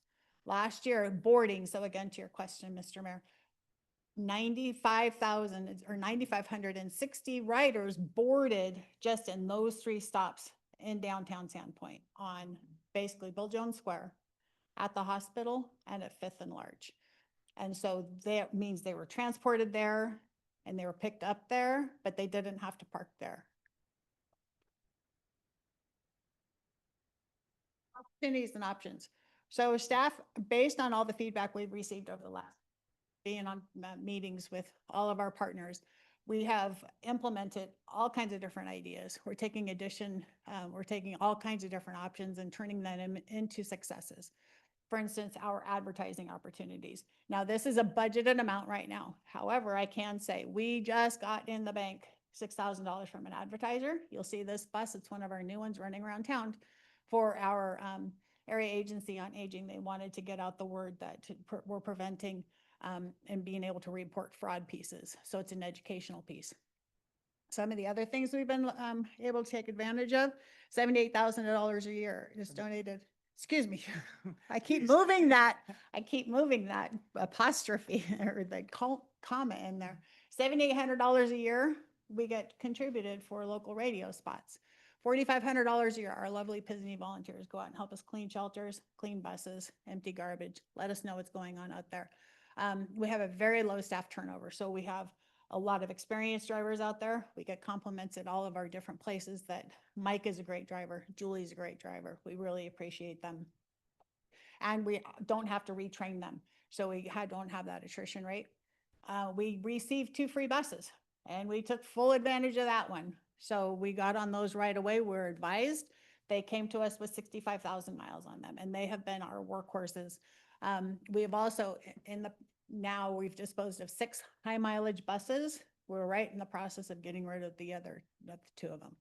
These buses that we're running are high preventative maintenance. That 24% is because our mileage on our buses is over 300,000 miles per bus. So we're running them into the ground. We're very fortunate. We're very grateful for our local shops. They keep us literally on the road and rolling. Our mechanics are amazing, or our mechanic that authorizes and helps us with these things, a great piece. So fare impact. We've been asked to take a look at what it would cost to provide if we charged a fare for a ride. And so we have looked at that, and this is information that we have found. Basically, we do not get any direct match credit for that fee. So if we take in $50,000 in fares, then that comes off of the top of our operating. We don't have the opportunity to claim any of that against our grant. So we don't have any reduction. We simply have a reduction in our grant piece. It will reduce ridership. The cash payment piece of it, there's different ways to collect these funds. So it can be a cash piece. So when you do have cash parts, you also have to have that, not only these things that are listed, but 2 people to offload that cash to take care of counting that and accounting for it. So there's those security concerns as well. When we have drivers on the road at night, we have our drivers who are pulling into the yard at 7:30 at night after a shift, and it's dark at 4, or different scenarios like that. You can see where some of those safety pieces come in, and then handling that cash at the shift end or whenever that would be desired. So card systems, that's a whole other option. We would have to pay for the equipment to install. Then you get card vendors that are required, because once you get that piece, then you have to verify that that card can be used in that amount that that transaction is being taken for. Then they'll also ask for a percent that goes back to that vendor or broker that authorizes all that and then forwards that information or the payment to you. So it's bus operation. And again, the funding's needed to install the system. Our advantages of our no fares is simply that it does speed up our boarding and offboarding. And it does encourage bus ridership to lighten that traffic. The scenario that comes to mind is, why are you going to pay to ride the bus and pay for parking downtown? There are some different considerations in place for that. Basically, also in our place, we talked a little bit, or heard the conversation about affordable housing. It does ease that burden of vehicle ownership. I think one of the critical things to note is that the size of our ridership is, compared to the bigger systems, is so small that by the dollars that you collect for fares is all used up in all of these things that Donna's just outlined, in commissions, in equipment, slowing the systems. It's just not feasible. All righty, so proposed 25-26 match, budget is $1.3 million. So we have a chart here that shows our match contributors. These are all those parties that are involved in our funding pieces. It's not that everybody is on our joint powers agreement. So the breakdown is as follows. We broke it down to required match. We sort of anticipate what we are going to receive. Everybody so far in all of our conversations, all we can come to the table with all of you is what we're being fed from our partners, and saying that, well, I think when I go to council that they're going to contribute this amount. So we don't have a definite read yet. So it's very difficult for us to set up a definite budget. So fast forward to what we have is this anticipated amount. Going down the list of everybody, Bonners Ferry, Boundary County, Moyer Springs. That whole Boundary County system operates on their own accord. They actually bring people down here. We had 28 riders that are scheduled to come, rides that are coming down tomorrow. And they're going to Walmart. They're going to the cardiac rehab center. They're going, I can tell you one person who's one of your artists is going to the YMCA. She goes to Winter Ridge. This is her normal every Thursday trip. And so they're going to all these places to do business. They're not requiring these parking spaces. They're going back. Kootenai, Pend Oreille, Sandpoint, those are, and Dover, those are our Bonners Ferry people, or excuse me, our Bonner County people. Festival at Sandpoint, they do help offset their cost for that festival transportation, the shuttle, as well as Schweitzer Mountain Resort and the Schweitzer Community Foundation. They also are very self-supported. Donna, just on that, if you're showing this to anyone else, your budget last year was $95,000. I mentioned that to Councilman Dick, and in the proposal this year is $105,000 in my budget. So if you do show that around, can you make those corrections so people are aware that we're not cutting your funding? Yes. Yes, we will. Absolutely. All righty. So this is in a nutshell what we're coming to if we are based on what we actually received last year. And so that 87,000 was what was allocated from Sandpoint. And so these are these pieces as we go into it. If we receive the funding that we received last year, we're looking at about a third of our service being cut, because we too, like everybody, have to budget we have to follow our budget and can only spend those expenditures. And what that looks like is for the 5,000 hours, if you take that, it's about a third of our service again. And it basically, again, getting back to that, for every $10,000 is $28,000 of operating pieces. We're looking at about 5,000 hours, give or take. We don't know exactly who's going to contribute what. Our existing service and the things that we've explored, our counselors, or excuse me, our board members, our finance committee have looked at every option over half a dozen meetings to make this the best service that we can for all of our constituents and for everybody who rides the bus. There's 160,000 riders for all of Sandpoint, for all of Pend Oreille, for all of Dover, and for all of Kootenai. So we right now operate 12 hours a day, 7 days a week with that fixed route service. For that fixed route service, that would be cut a third. We're looking at all kinds of options, such as turning Sandpoint into possibly a demand response service, sort of like what we do in Boundary County. So people call in, they schedule a ride. If we have enough seats on the 12-passenger bus to bring them down, then they can go. If we don't, then they have to be scheduled for the next day or the next time around. Another kind of a comparison piece is that, again, for fixed route, we operate that 12 hours a day, 7 days a week. To cut that 5,000 hours, it may be as harsh and as ugly as going Sandpoint operating a 10 to 3 service, Monday through Friday, a Saturday service from 9 to 4, and no service on Sundays. And it still gets us to about 4,000 hours. Don, am I correct in understanding from that last slide, the 69,000, which should be closer to 45,000, is going to result in 5,000 hours of cutting?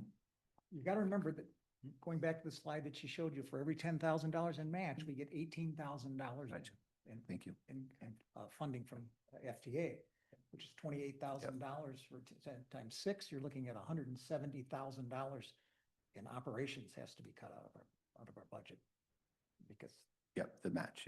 because it's just the match. It's not the full picture. Gotcha. And this is what is the blessing, is that we are fully funded. We've already got all of our grant funding for this year. So we talk about that we don't have to reach out and say, gosh, we want to provide this great service for 160,000 people. Boy, I hope we can get match funding for it. we've already got it. We've been very successful at doing that. And it is a tribute to all the partners who have been fruitful to date. And we are trying to make this a really great service for everybody involved. So we're getting to. The state thinks very highly of Spot, very highly. Got the highest rating you can get. And in the last application that we put in for funding, they gave us every penny that we asked for. They didn't come back. So when you say you have your funding for next year, We have our federal funding. Our federal. I'm under the impression that there's a big, beautiful bill that needs to be passed. And that's another fear that we have. We don't- So here's a question. Could it? The could it big, go- beautiful bill doesn't get passed. I- What do you do? Committed there. It's already been committed. I don't know the details Okay. of the big, beautiful bill. Okay. That I can't answer. All right. And Mr. Mayor, that is a real concern when they put those pause on those federal funds in about January or so. It was a question as to whether if we had already paid drivers for 2 weeks, had $25,000 worth of bills at our repair shops and paid for fuel, we write that $140,000 check. We're like at the end of everything we have. So that is another consideration that we always have to consider is we've actually got really great relationships with the feds. And so they're keeping us very much appraised if any of this news is coming down. And quite frankly, we're always calling them and conversing, say, how is this affecting transportation? They also love us, not to say that we're not untouchable. Thanks. Council, feel free if you have questions. May I jump in here, Mr. Mayor? Absolutely. Real quick. So I've been on Spot Bus, I think, on the board here since January, and I'm absolutely amazed with our joint powers group of people, how much we work together. We would theoretically be giving this presentation to council and to the mayor in April and sharing our budget. A lot of that has been myself calling. We've had at least a half a dozen finance committee meetings. Meetings with our community partners, trying to flip over every stone to see if there's any additional funding. And my apologies here on the slide, Mr. Mayor, we would be looking at a $45,000 shortfall for Sandpoint. But with that said, working in a joint powers agreement, Sandpoint is the biggest domino. And when it starts to teeter, or if it falls due to our changes in hours of operation, our lack of service for a day or two, our community partners, can you go back to that slide real quick? Yes. When you take a look at somebody like Ponderay, who's paying in $95,000, or Schweitzer, who's paying $95,000, if we take away a Sunday service in Sandpoint, we lose that service to get over to the Red Barn as well. And same thing, we've got a number of riders in Ponderay. The riders, they board there and originate in Ponderay, get to Sandpoint. So we've kind of gone all different routes of what we're going to do if we're going to have a budget shortfall. Limiting the number of stops. One thing that we looked at was potentially one stop right around the hospital. But again, if you're coming from Kootenai or Ponderay and you need to get to First and Superior, you need to get over to the library, you're going to need to bring your bike or your drop-top Adidas all year round to get over that. And then that also trips our 3/4 of a mile radius to offer paratransit as well. So it gets pretty dicey in terms of where we go. What we've been looking for is trying to figure out how we get Sandpoint fully funded on this. We've been asked for analytics in 22 and 23. We were able to do so in 24. SpotBus wasn't even able to present until the budget had already been adopted, so there was no room for that. Like I said, we are doing everything we possibly can to figure out how we keep this thing moving so that we don't lose our community partners, and that's always the trouble with a joint powers agreement as well. If one is dragging, it can become an anchor around the neck, or if the big one goes down, it might take down the rest of them very quickly. Appreciate that. Any questions for Spot at this time, council members? Mr. Mayor, I have a question. It's not about the budget necessarily. Bike racks, I saw somebody loading a bike, but I didn't see any bike racks on the back of those. Do you have bike racks on all the buses? Yes, Counselor Duquette, we just ordered 4 more. We have 5 now. Nice. Those 3 new buses, we finally were able to get over that threshold of getting, we're trying 1.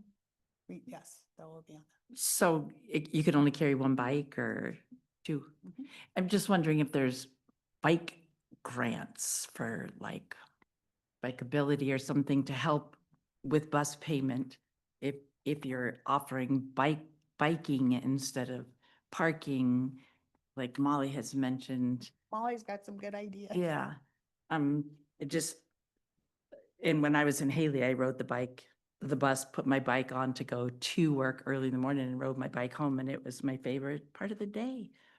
But they had a bigger bus and they had lots of bike racks, but just wondering if there's money out there for that. Don't know, just thinking. Well, just to set the council, we'll discuss this line item, in the budget, as we move forward. What we're facing as a city is, likely declining revenue.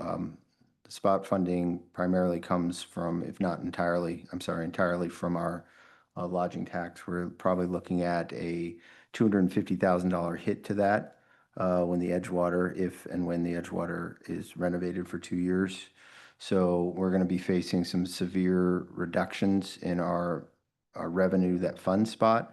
The local option tax also funds 3 firefighters and 2 police officers. So that's a big one in our streets and sidewalks. So, it's a balance. Looking back the last 5 years, the budget for spot has gone from 65 to 75 to 85 to 95 to next year. I'm putting it at 105. I'm trying my best. I'm a huge supporter of spot. Was there at its birth with Cliff and Eric Brubaker and Marion, and I see all the benefits. So it's just one of these balancing challenges that we're going to have to work through in the budget. But really appreciate your presentation. And do you want any closing comments? And we have to operate on a balanced budget next year. Yeah. Yep, so do we. We have to make cuts. if we don't get the Yeah. funding. So starting October 1st then, depending on what money we get, will change what we do with the routes or the routing in Sandpoint. And would you just go back real quickly to the demand response on what that would look like in Sandpoint and what that would do to the ridership?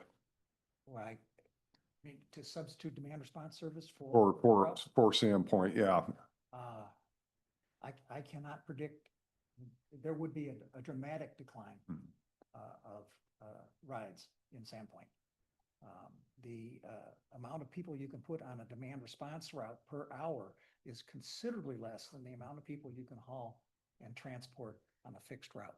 We're probably averaging around 9 to 10 people per hour on a fixed route. On a small demand response vehicle, which is our paratransit service here. We're lucky to get 2, or sometimes we can get 3 per hour, but that's as many. So then the rider would have to schedule with Spot the day before or the morning of to get picked up at their location or near proximity to it. And then that also does not trip the paratransit as well if we're not doing a fixed line? Spot is in a really awkward position because Ponderay wants to come to Sandpoint. Their city council says, we want to have a fixed route that runs to Sandpoint because our residents want to go to Sandpoint. When we put that stop in Sandpoint, we triggered the 3/4 miles around the fixed route. So if there's a stop in downtown Sandpoint or the library, we've automatically triggered the ADA required paratransit service, the entire city of Sandpoint. Or vice versa, if we go to demand response, there's no paratransit for Sandpoint.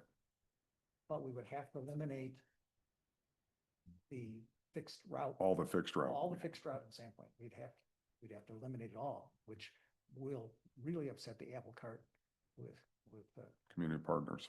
Yeah, no, I appreciate that. It's added to a list of challenges we face. We get $135,000 of new revenue each year from property tax.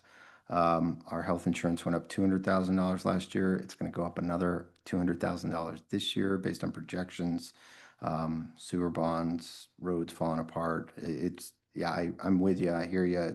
We got to figure out how to do as much as we can with what we have. So, Appreciate your time. We got a couple other agenda items.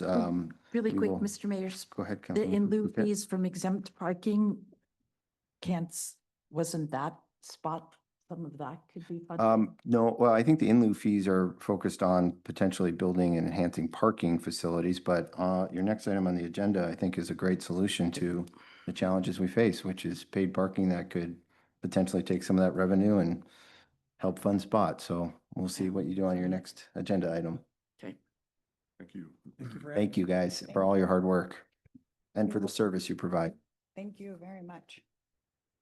Moving back to item 12, next council will consider adoption of the parking management plan. Thank you again, Director Welker, for all your hard work on this. Can't be more proud of the extensive effort you have put into this. Thank and you. Bill, look forward to it. Thank you, Mr. Mayor. Yeah, so I'm going to present a pretty short update for you. I was here just a month or two ago with kind of more details on what was included in the draft at that time. Tonight, we're going to just quickly review the last 6 months of community engagement, the evolution of this plan, and allow you to ask some questions and provide some insight and possibly make a motion. So we'll get into the presentation. So first, I want to give you an overview of what has changed since the first draft was brought to the Planning Commission in January 15th, I believe. Bullet points here, we have implemented or incorporated into the plan changes to our parking exempt zones downtown, both an expansion of the commercial or non-residential parking exempt zone to include more of the commercially zoned properties along First Avenue and Superior Street, introducing off-street parking requirements and or in lieu fees within that downtown non-residential parking exempt zone, and lots of changes and refinement to the proposed parking pass structure, including separate tiers for city taxpayers, Bonner County residents, businesses, downtown residents, and marina slip holders. We have established a recommended in lieu fee of $25,000, and there's some information in your packet on how we came to that number. The in lieu fee that we have now is $10,000, and as far as we can tell, that's what it's always been. There's been no adjustment to that over the years. And we've incorporated extensive public feedback through, you've seen the background on the community engagement we did. Yeah, and there's some suggestions in the final draft of the plan for how staff would recommend you allocate revenues to align with best practices for parking benefit districts without actually proposing the establishment of a benefit district in Sandpoint. So the goals of the final plan, you can see here, improving utilization of public parking assets, reducing strain on city taxpayers, encourage turnover in high demand areas, support housing and commercial growth with appropriate infrastructure, ensure long-term sustainability of downtown parking. Okay, there's a few components that we're going to just breeze through here. Of course, the plan itself, around 13 pages, includes way more detail, but the first component is this parking pass program, which would be available to city residents, Bonner County residents, downtown businesses, downtown residents, meaning people who live within that downtown commercial zone, and then marina slip pass holders. You can see the proposed fees for those passes. Each of these passes come with benefits that are slightly different. The city taxpayer pass provides 3 to 6 hours of free parking at the city lot and the City Beach lot. The Bonner County resident pass would be a little bit more expensive and provide a little bit less of that free parking, just acknowledging that at present, city taxpayers bear the full financial burden of maintaining our parking infrastructure through their property taxes. Downtown businesses, we're looking at $40 a month. This is actually pretty consistent with what was charged until 2016. If you adjust for inflation, throughout the first 16 years of this century, business owners downtown paid $25 a month for parking passes for the city parking lot and for parking in the 3 and 4 hour zones. We're basically proposing to bring back the same pass that we had until 2016. Downtown resident passes, we have seen this go up as far as the proposed fee. We had really good input from the Planning Commission on this. They provided feedback on appropriately pricing those passes to reflect the true cost of basically paying rent for a car in the downtown area. So we wanted to reflect that downtown residents who could potentially have their cars on streets for 24 hours a day should, likely be reasonably be expected to pay more than a downtown business employer who might only have their car on a street or in the parking lot for 6 or 8 hours a day. Finally, marina slip holder passes. I've heard some feedback from marina slip holders that, I'm already paying $700 a year for my marina slip. Now you're going to make me pay $150 for a parking pass. That's absolutely not the case. I have a few friends who have marina slips who don't even try to drive to City Beach as it is. They might drop some toys off at their boat and then go park at home and ride or walk their bikes. That's already the kind of best way to access your marina slip. So this would be an optional pass for people who want that convenience of finding a parking space closer to their boat. Another component here is that limiting the number of times a pass can be used in a day to one was something that was discussed at the Planning Commission, so that you don't see abuse of the system where people just move their car from place to place and abuse the system, so to speak. Yeah, and of course, establishing fees that kind of reflect the true cost of providing parking and the cost to city taxpayers that we already bear.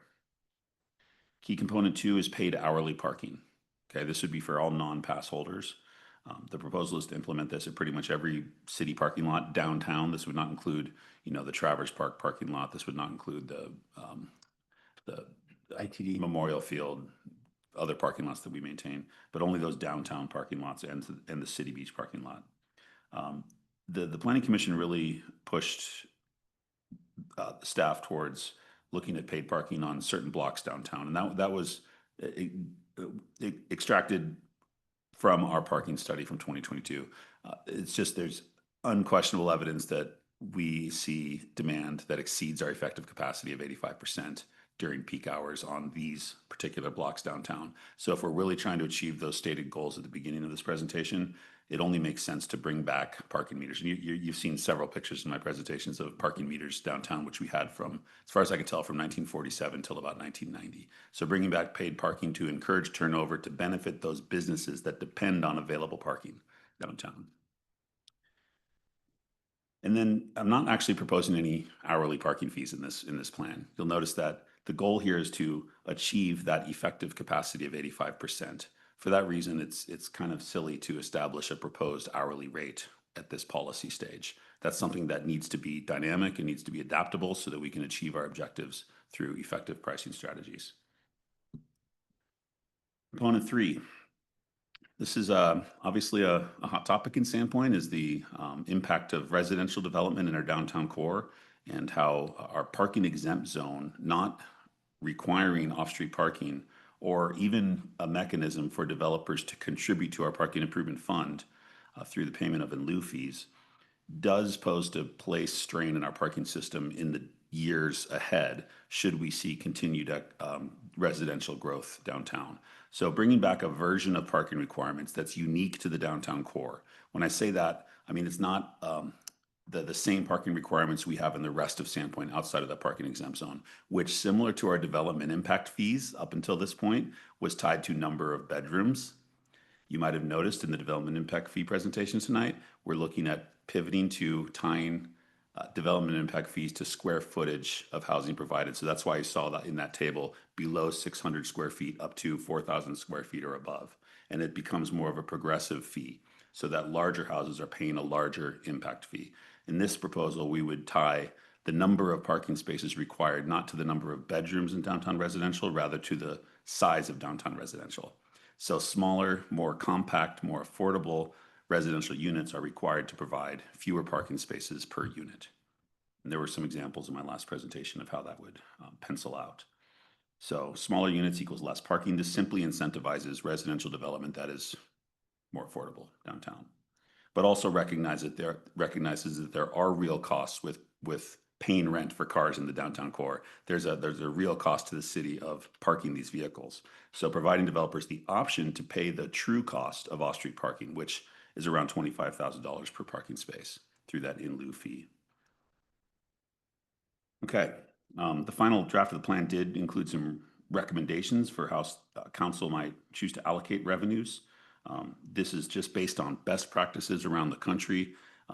In the parking management and planning world, there are basically 3 components to successful parking management plans. Market priced off-street parking elimination of off-street parking requirements, which we did in 2009. We're proposing modifying that slightly to bring some requirements back for residential. And then third, reinvesting revenues back in the neighborhoods where they were collected to make these programs successful over years. Those who are bearing the cost of paid parking need to see the benefits of paid parking. So these are some suggestions for how council might choose to allocate these revenues in the future to make sure this program is not just a short-term revenue generator. So for a few years, we bring in a few $100,000 a year in parking revenue, but we want to see continued community support for paid parking in the future. And around the country, this is how communities maintain support for these programs. You will notice that investing in supporting public transport, bicycle and pedestrian infrastructure that reduce vehicle dependency is best practice. And of course, full cost recovery from the parking users themselves, so that parking facilities, importantly, don't require general fund or property tax revenues to maintain in the future. One more here is just highlighting enforcement and management technology for the program itself. In my revenue estimates, and which was one of the appendices to the study or to the final plan, you'll see I priced in approximately 20% operations estimate as far as the cost of running this program. Okay, so just to summarize what we've worked on in the last 6 months, the parking plan has the following benefits: better availability of parking where it's needed most. Visitors and non-residents contribute to the upkeep of our infrastructure. Developers help pay for infrastructure needed by new residents. That's with regards to the in lieu payments or provision of off-street parking for residential development.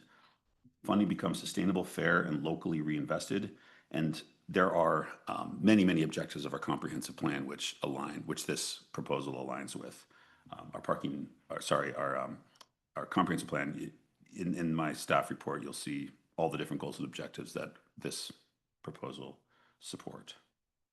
So this is the resolution that is in your packet tonight, the final whereas statement.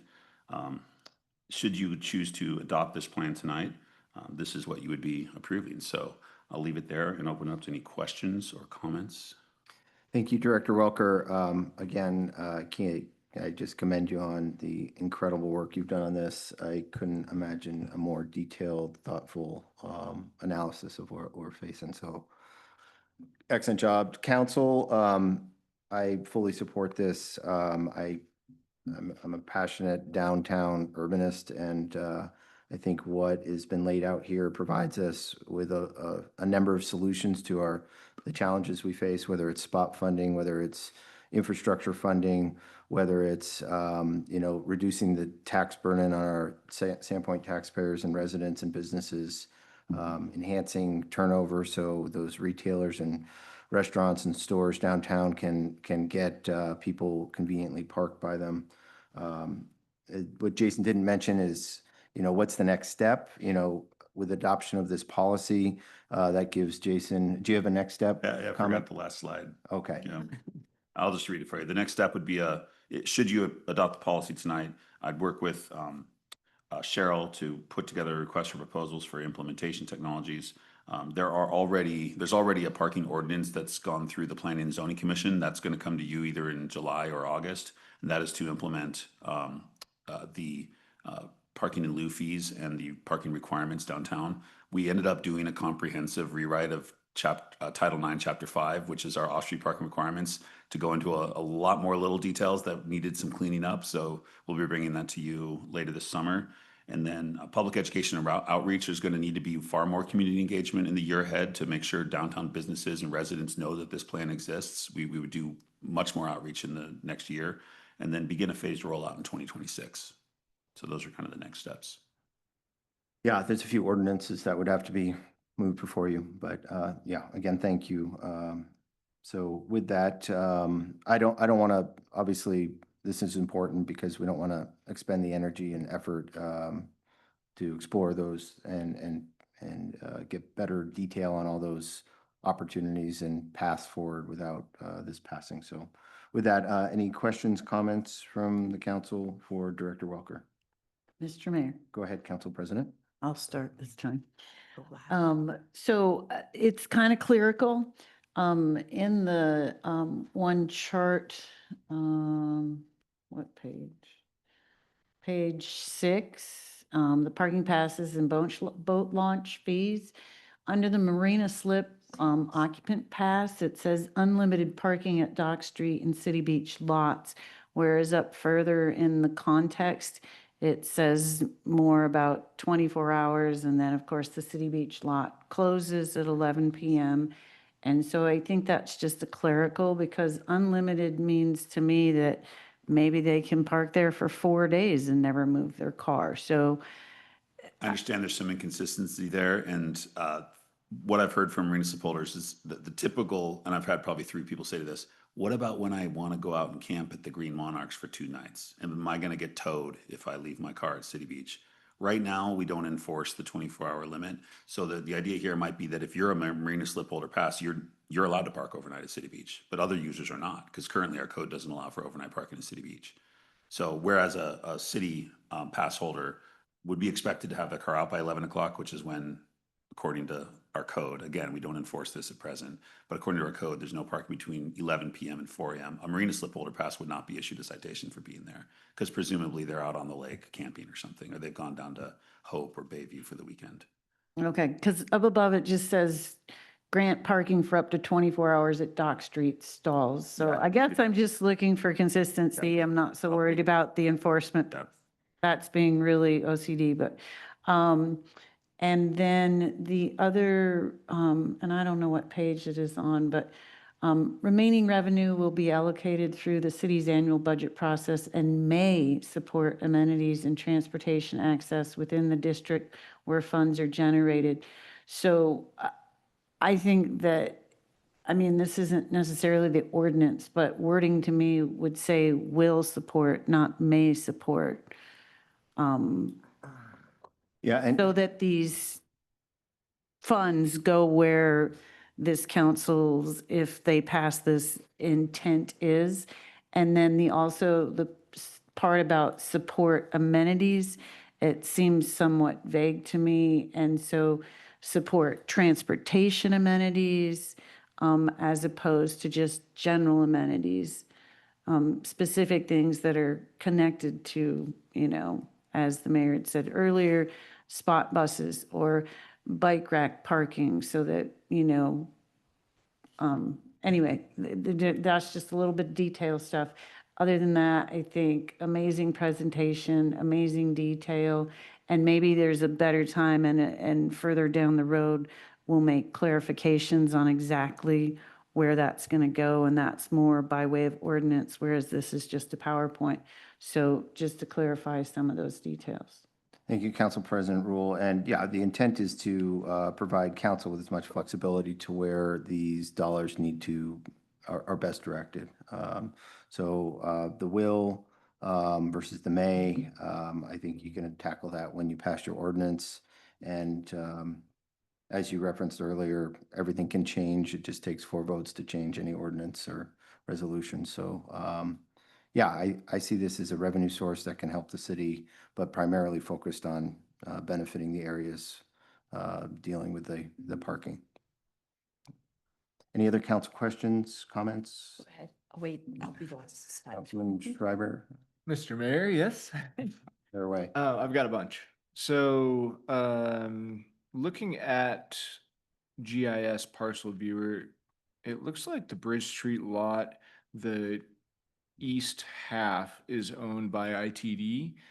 Have you spoken with them about using their lot and charging people for it? Those lots have been transferred to us. That's my understanding. There was an agreement, so I think the parcel viewer is probably incorrect.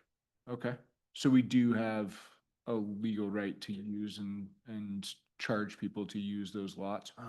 We'll have to pull that agreement, but my recollection was that we've received in exchange for the maintenance obligations, the right to do as we wish on those lots. Okay. We did at one point have the diamond parking fees charged in that same lot before we returned it to public. So I would say that the mayor's probably correct. Okay, excellent. And similar question about Ponderay Bay Trail lot. Is that owned by the sewer or the water utility? It's owned, I don't know that question, but I assume it's owned by it's owned City of by Sandpoint, but is you it- and the hat you wear is either the utility or, the utility board or is the council, so.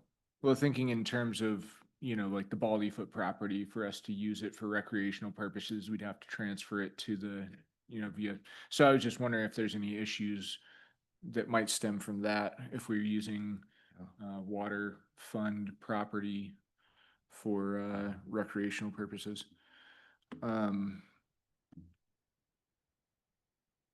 And just out of curiosity, do you have any idea how much of our general fund or parks maintenance budget is spent on the maintenance of Ponderay Bay Trail? I'd have to go into some details. It's very minimal at present. We do a spring cleanup that lasts a couple days in there. Limbing trees on our part of the trail, which extends around a quarter mile north of the trailhead. Oh, is that all? Yeah. Yeah, maybe Okay. just a couple hundred yards north of the water treatment plant. Our property ends and Ponderay's begins. Okay. And the rest of the trail, is that maintained by the Friends of the Ponderay Bay Trail?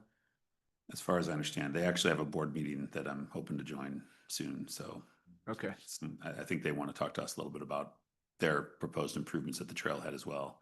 So, sure. One of the medium-term priorities I would set is actually doing some major improvements at that trailhead, perhaps replacing the porta potty with a more permanent restroom facility, paving it, delineating actual parking spaces. There's a lot of work that needs to be done at that trailhead. It's pretty rough. Yeah, I think at one point there was discussion about expanding it into that swale. There's been talks of that, possibly moving a little bit north into the water treatment plant area to increase capacity of vehicles there. If that didn't eat up all of the revenue from this parking lot, I would think it might be fair to share some of that revenue with the Friends of the Ponderay Bay Trail if they are the ones doing the lion's share of the maintenance, since that's basically the only reason why somebody would use that lot.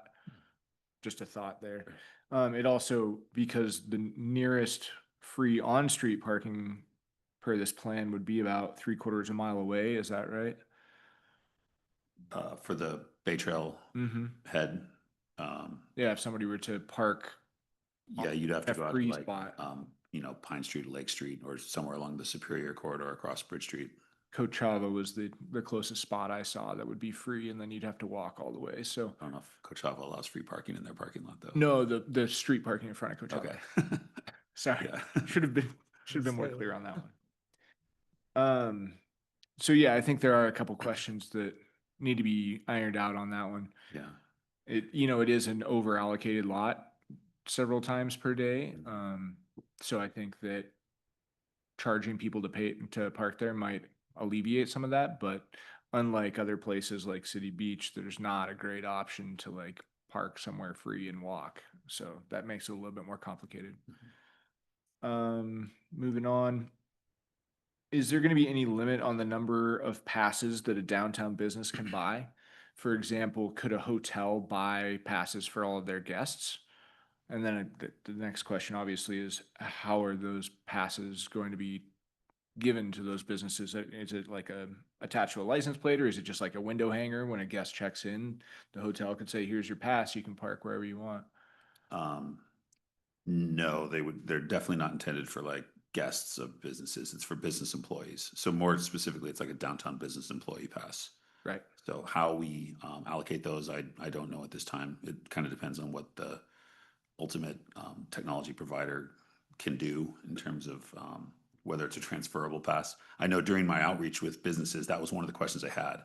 If I only have, let's say, 2 staff working at a time, but I have 6 different staff who share those shifts, do I have to buy 6 different passes, or can I buy 2 passes and share them with my 6 employees?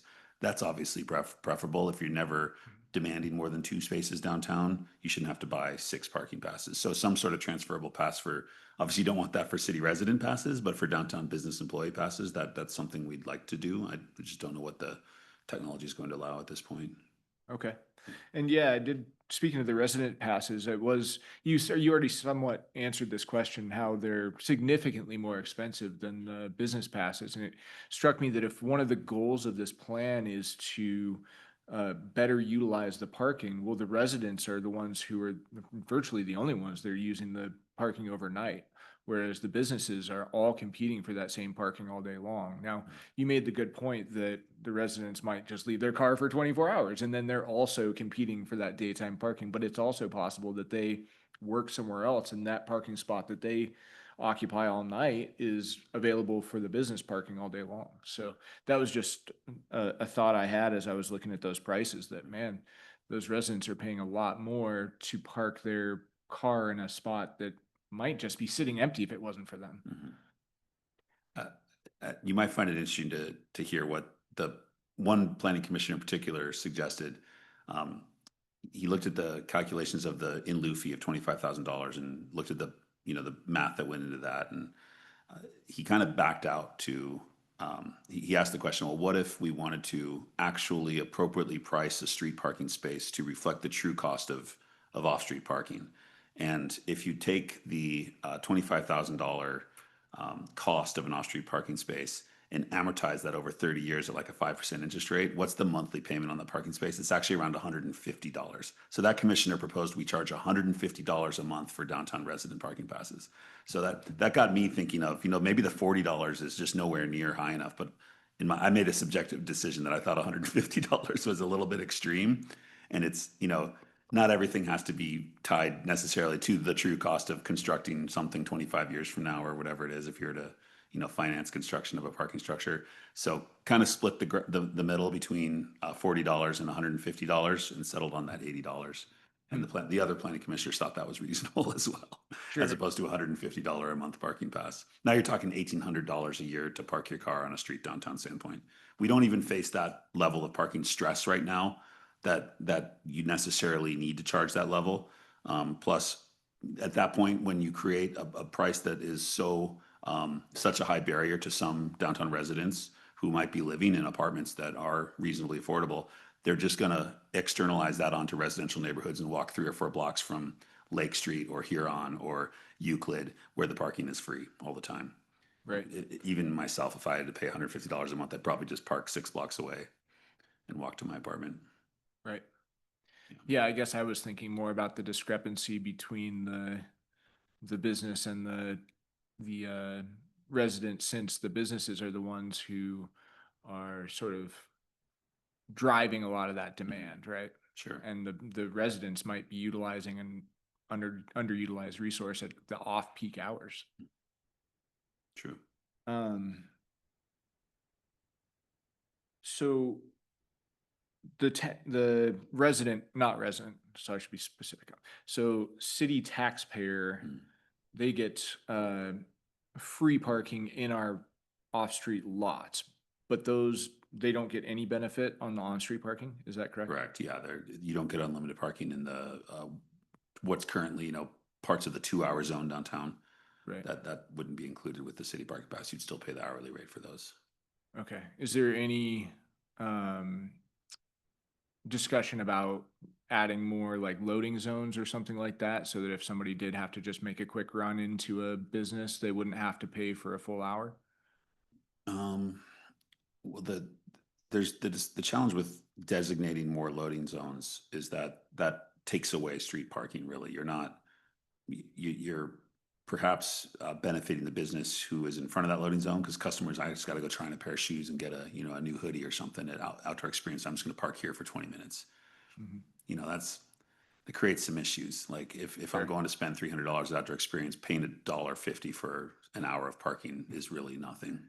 So I think for the sake of maintaining more parking, designating 20-minute loading zones for the benefit of somebody who might save $1, it's not really the best use of our scarce downtown streetscape, in my opinion. Fair. Yeah, that's a fair statement. What about the first 15 minutes free for? That's definitely something. And I think any technology we provide will allow for like 5 minutes free, 10 minutes free, 15, whatever we choose, we can set that up from the software or the technologies that I've explored. I guess that will be up to us as far as whether, and same with, parking lots as well. You might say, well, 15 minutes of free parking at City Beach, that gives parents plenty of time to circle around and pick up their kids at the beach or whatever and not have to pay right away. Yeah. So we can set that up in any zone that we choose. Excellent. You already touched. By the way, I will point out that with the RV park grant, when we get to the design phase, I'm really hoping to incorporate a turnaround there at the entrance to City Beach that could accommodate public transport in the future, should we, ever have the opportunity to expand a spot bus route down to City Beach, but also provide anybody who wants to drop people off at the beach a place to do so without having to enter the paid parking zone. Just something I've thought about since we received that grant last week, that'd be really cool to incorporate that. Yeah, agreed. Yeah. And that definitely was something I was thinking during the spot presentation, was we should add a stop at City Beach. Councilman, excuse me, Schreiber, with all tons of respect, it's kind of going into a discussion and a commentary and a back and forth kind of think tank. This is really for questions. And if you could, we got 2 more big agenda items to tackle. So love to talk offline or independently, but if we can just get it to questions that you have, I appreciate that. Thanks. So you touched on overnight parking for slip holders. What about everybody else? Do you mean, I think I kind of addressed that with Councilman Rule. Unless we amended our ordinance, there's no overnight parking at City Beach right now. Are you talking about at City Beach or at other parking facilities? I mean, I was more thinking the downtown lot. So like, let's say somebody goes to dinner and then decides not to drive home. Are they going to have to pay the hourly rate? For Well, the most of entire, these, I think cars there? the standard practice is to set like a maximum daily fee. So if it's, let's say, $2 an hour, it might max out at $10 or something. So or whatever, 10 hours maybe. Coeur d'Alene, it's $19 and it says no overnight parking. Okay. Coeur d'Alene is $19. Maximum for the day. So yeah, so that's what I've discovered as well, is that they usually set the maximum. So if you're there for 12 hours, you're not paying necessarily 2 times 12. It might top out at $16 or $18, and then you have to get out overnight. And city taxpayers would only be exempt for those first 2 hours. They would still have to pay. 3 or 6. Yeah, city taxpayers have the 3 hour at the city lot and then 6 hours at the City Beach lot. Okay. So if you're there for 8 hours, you'd pay for 2. But if you left on your boat overnight and came back the next day, you'd pay the same overnight. Not if you had a marina slip holder pass. But if you were just putting your boat in, you'd actually pay the overnight fee twice because you'd also have a trailer. Again, I don't know if like currently there's no overnight parking allowed at City Beach, so we'd have to probably tweak that ordinance to allow marina slip holder passes or slip pass holders to stay overnight, but nobody else. So that creates another incentive for marina slip holders to get a pass. I'm not talking about marina slip holders. I've actually had a member of the public say, I like to put my boat in at City Beach and then go out to the Monarchs. Yeah, those are just details we'd have to work out, whether, maybe if you pay a $10 boat launch fee, you get overnight parking for one night or something. Okay. Yeah, it's something to work out still. Moving on to the residential parking requirements.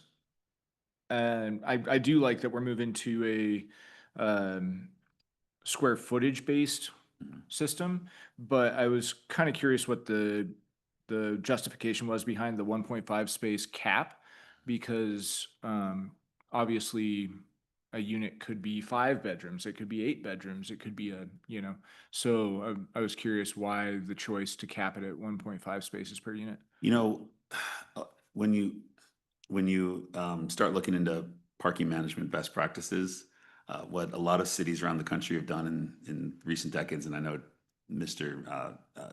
Jeremy knows this very well, but they've turned parking minimums into parking maximums in downtown areas. And that's to acknowledge like the desired outcome we want in terms of urban form. So when it is possible and we know this, of course, it's possible for cities to be overparked. I'd say 80% of cities in America are overparked. There's far more parking than there is demand for parking spaces. So in our case, we're going from no off-street parking requirements to a parking maximum. Now that's a maximum in lieu fee that the city would require. If a developer comes along and under market conditions decides they need 20 parking spaces for 10 units, we're not going to tell them they can't do it. We're establishing a parking minimum and a parking maximum in this case. But I actually back that up. That is for the purpose of levying in lieu payments as well, just to be clear. So we aren't going to charge in lieu payments for more than 1.5 spaces per unit. But if a developer does want to provide, I mean, it's not the city's job to tell them what the maximum amount they're allowed to provide is, but that 1.5 is for the purpose of establishing a maximum in lieu payment, which would be $37,500 per unit, essentially. Sure. Does that make sense? Is there any concern that that would give developers an incentive to build units that have lots and lots of bedrooms rather than small apartments that are separate units? I got to think there. My math brain's not working great at 9 o'clock, but so do you want to can you give an example perhaps? Sure. So like, let's say you were building an apartment building, you're trying to decide whether to do 8 different apartments that were all studios, but you could make it an 8-bedroom apartment and still rent those studios out separately, but call it one unit. And then you'd only have to pay for 1.5 parking spaces instead of 8. See, I understand that would be possible. It could create an incentive for people to. Whereas the same square footage. Right, the exact same layout even. Yeah. So really small bedrooms in, let's say 1,000 square foot unit that has 4 bedrooms, as opposed to 1,000 square foot unit that has 1 bedroom. Or just calling the entire top floor of a But actually, building the parking requirement would be the same no matter how many bedrooms are in a unit. It's per 1,000 square feet. But beyond 1,500 square feet, you're saying if there's an individual unit that's larger than 1,500 square feet, so a downtown condo that's 3,000 square feet, and it packs several bedrooms in there, they may only have to provide 1.5 parking spaces. Exactly. That's true. Point of order. I'd like to call for a motion to approve the proposed resolution and adoption of parking management plan. Second? Is that a motion? That's a motion. For a second? Dies for lack of a second. Continue on with your questions, Councilman Schreiber. I just ask that you respect everyone's time in the room, and if you want to have a debate about or discussion about theoreticals, I would encourage that to happen offline. We've got a policy ahead of us if there's specific questions related to the policy of how does it act. I think that's totally appropriate. It's just, it sounds like this is more of a discussion over beer, like what if and how can. So I want you to get your answers, but if we could just be pointed on them, that'd be great. Sure. Yeah, no, this is just a really important item to get correct. And so I don't want to approve it prematurely. And so as I was reading through it, I did come up with a number of questions. I'll skip to one of the most important ones that I really want to get answered. Mr. Mayor? Go ahead. Point of clarification. Yes. There's been a motion to approve this resolution, which died for lack of a second. Mhm. Are we continuing with this item? I'll have to look back at the rules. I can't remember off the top of my head. I don't think. We'll have to look into that. But we might need to take a pause to clarify. Okay. Could we pause the meeting? Sure. Let's pause for 2 minutes. Reconvening at 9:32 for clarification on procedures, parliamentary procedures. When a point of order is made, a motion is made with no second and continuation on discussion. So for clarity, a motion was made, but it died for lack of a second. I believe that the council can continue these discussions because the motion was never formally considered. It simply died for lack of a second. Had it been formally considered and decided upon, council wouldn't be able to continue this with the same motion. But that not being the case, I think council can continue tonight. 2 more quick questions. Okay, thank you. Similar to your idea about parking maximums, I think the city should consider charging an in lieu fee for curb cuts when a property owner creates off-street parking, because that takes away an on-street spot. And then just to wrap up, quick question, do we allow on-street parking on Superior east of First Street? First Ave? I don't know for sure that was ITD right of way until 2012 or so, so possibly not. It's our right of way now, so. Yeah, I We could restripe that and put parking if council possibly, wanted to do I mean, that. yeah, that, I don't think there is now. That's a wide right of way with parking lots accessed from it. Yeah, there's a lot of curb cuts, so you wouldn't gain a lot of spots, I don't think. But my point here is that if parking is allowed there, on-street parking, I don't think it should be. I think that that's a dangerous section of road where cars are coming off of a high-speed freeway that has no obstructions, and I think putting pedestrians and people stepping out of their cars is a bad idea right there. So with that said, I think extending the boundary of the parking exempt zone to that area is also a bad idea because we'll be encouraging development that builds to the same standards that we have on First Ave, where businesses are right up to the property line and the sidewalk, and all of the parking is designed to be on the curb, and there is no parking on the curb, which would do what you mentioned earlier and push all of that parking into the neighborhood. So I would like to see that extension of the parking exempt zone removed from this plan. I would point out, Councilman Schreiber, that at which time that East Superior corridor gets redeveloped, there are 0 setback requirements there, and there will be, all development will be required to build up to the property line, absent a CUP or a variance from code.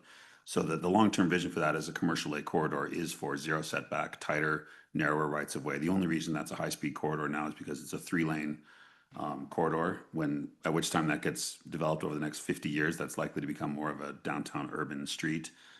In response to your comment about in lieu fees being required for curb cuts are not allowed in commercial A for parking. No parking facility may be accessed from a public street in commercial A. All parking has to be accessed via an alley. So that's already a requirement. There's plenty of it because we have legacy non-conforming uses of land in that district. But what you're describing along that East Superior corridor is what we have today. If you think about what we're going to have in 50 years, as development applications come in, they'll be held to the same 0 setback requirement as we have in the rest of our commercial lake corridor. And no curb cuts will ever be allowed in that district again for parking. Well, I maintain that cars leaving the freeway style highway often misjudge their speed through that section, and it's a dangerous place to have on-street parking. And I don't think we should be encouraging that style of development there. Commissioner Schreiber, I hear you there, and it doesn't look, based on the map I'm looking like, there's any striped parking there right now. So there's no off-street parking there today. So if you parked there today, I assume the police chief would probably cite someone for obstructing a street. So exactly. So if there's no plans right now to make that on-street parking, and the council would have purview over that. So if we were to extend the parking exemption zone as shown in this parking plan, where are those cars going to park? Where they're going to park, I'm of the perspective that we don't need more parking downtown. I'm very anti-parking lot and asphalt. I'd rather see buildings. So I would hope that, like many other cities, development gets built where parking is dispersed throughout the grid, and we have hundreds of available parking spaces in the downtown core, just not south there.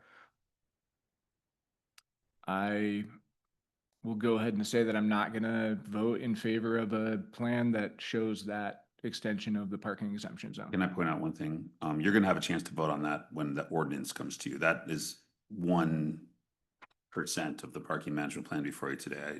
I would, and by the way, adopting this parking management plan does not put into code the expansion of that parking exempt zone. Yeah, that's coming to you in August. So you have a chance to discuss that when that item comes to you. So in the name of like throwing the baby out with the bathwater, I'd encourage you to consider advancing the parking management plan and address the ordinance extending the parking exempt zone when that comes to you in a month or so. Yeah, that's a whole separate chapter, Commissioner Schreiber, that has a specific map on it that is in the parking. Here is the parking exempt zone. So to Jason's point, to try to sell you on this, you're going to have many more bites of the apple on this one. Okay, I mean, obviously, that's not my only concern with this plan, so. Yeah, and I just encourage you to, this doesn't put in place anything. You're gonna have multiple other, again, chances to build on this. And I'd say, don't let perfection be the enemy of good. And I think this is a really good step forward for us, but I'll Well, how about this? I'll make a motion to approve this parking plan on the condition that staff removes the extension of the parking exempt zone and reconsiders the 1.5 space cap on the ordinance. There's a motion. Is there a second? Motion fails for lack of a second. Mr. Mayor, Holly. Holly Alice, Public Works Director, just to add, I don't know if it helps Counselor Schreiber, but in our multimodal transportation plan, we adopted the 2012 downtown design plan, which has traffic calming envisioned for East Superior. So that might be looking to address what you're hoping to accomplish. Thanks, Holly. Any other council questions? Mr. Mayor? Go ahead, I- Council. Really quickly, a comment on the paid parking downtown, those parking meters, Mhm. that might make residents walk or ride their bikes downtown instead, which I like that idea. My thing is city taxpayers. I still think they should be free at City Beach. And I know we've talked that there was a clause in the Land Water Conservation Fund that if city taxpayers did not pay, you could use a rate for Bonner County residents that related like to Coeur d'Alene parking lot. And I can't remember exactly what that was, but I know I've spoken to you about that before. I still stand strong in that.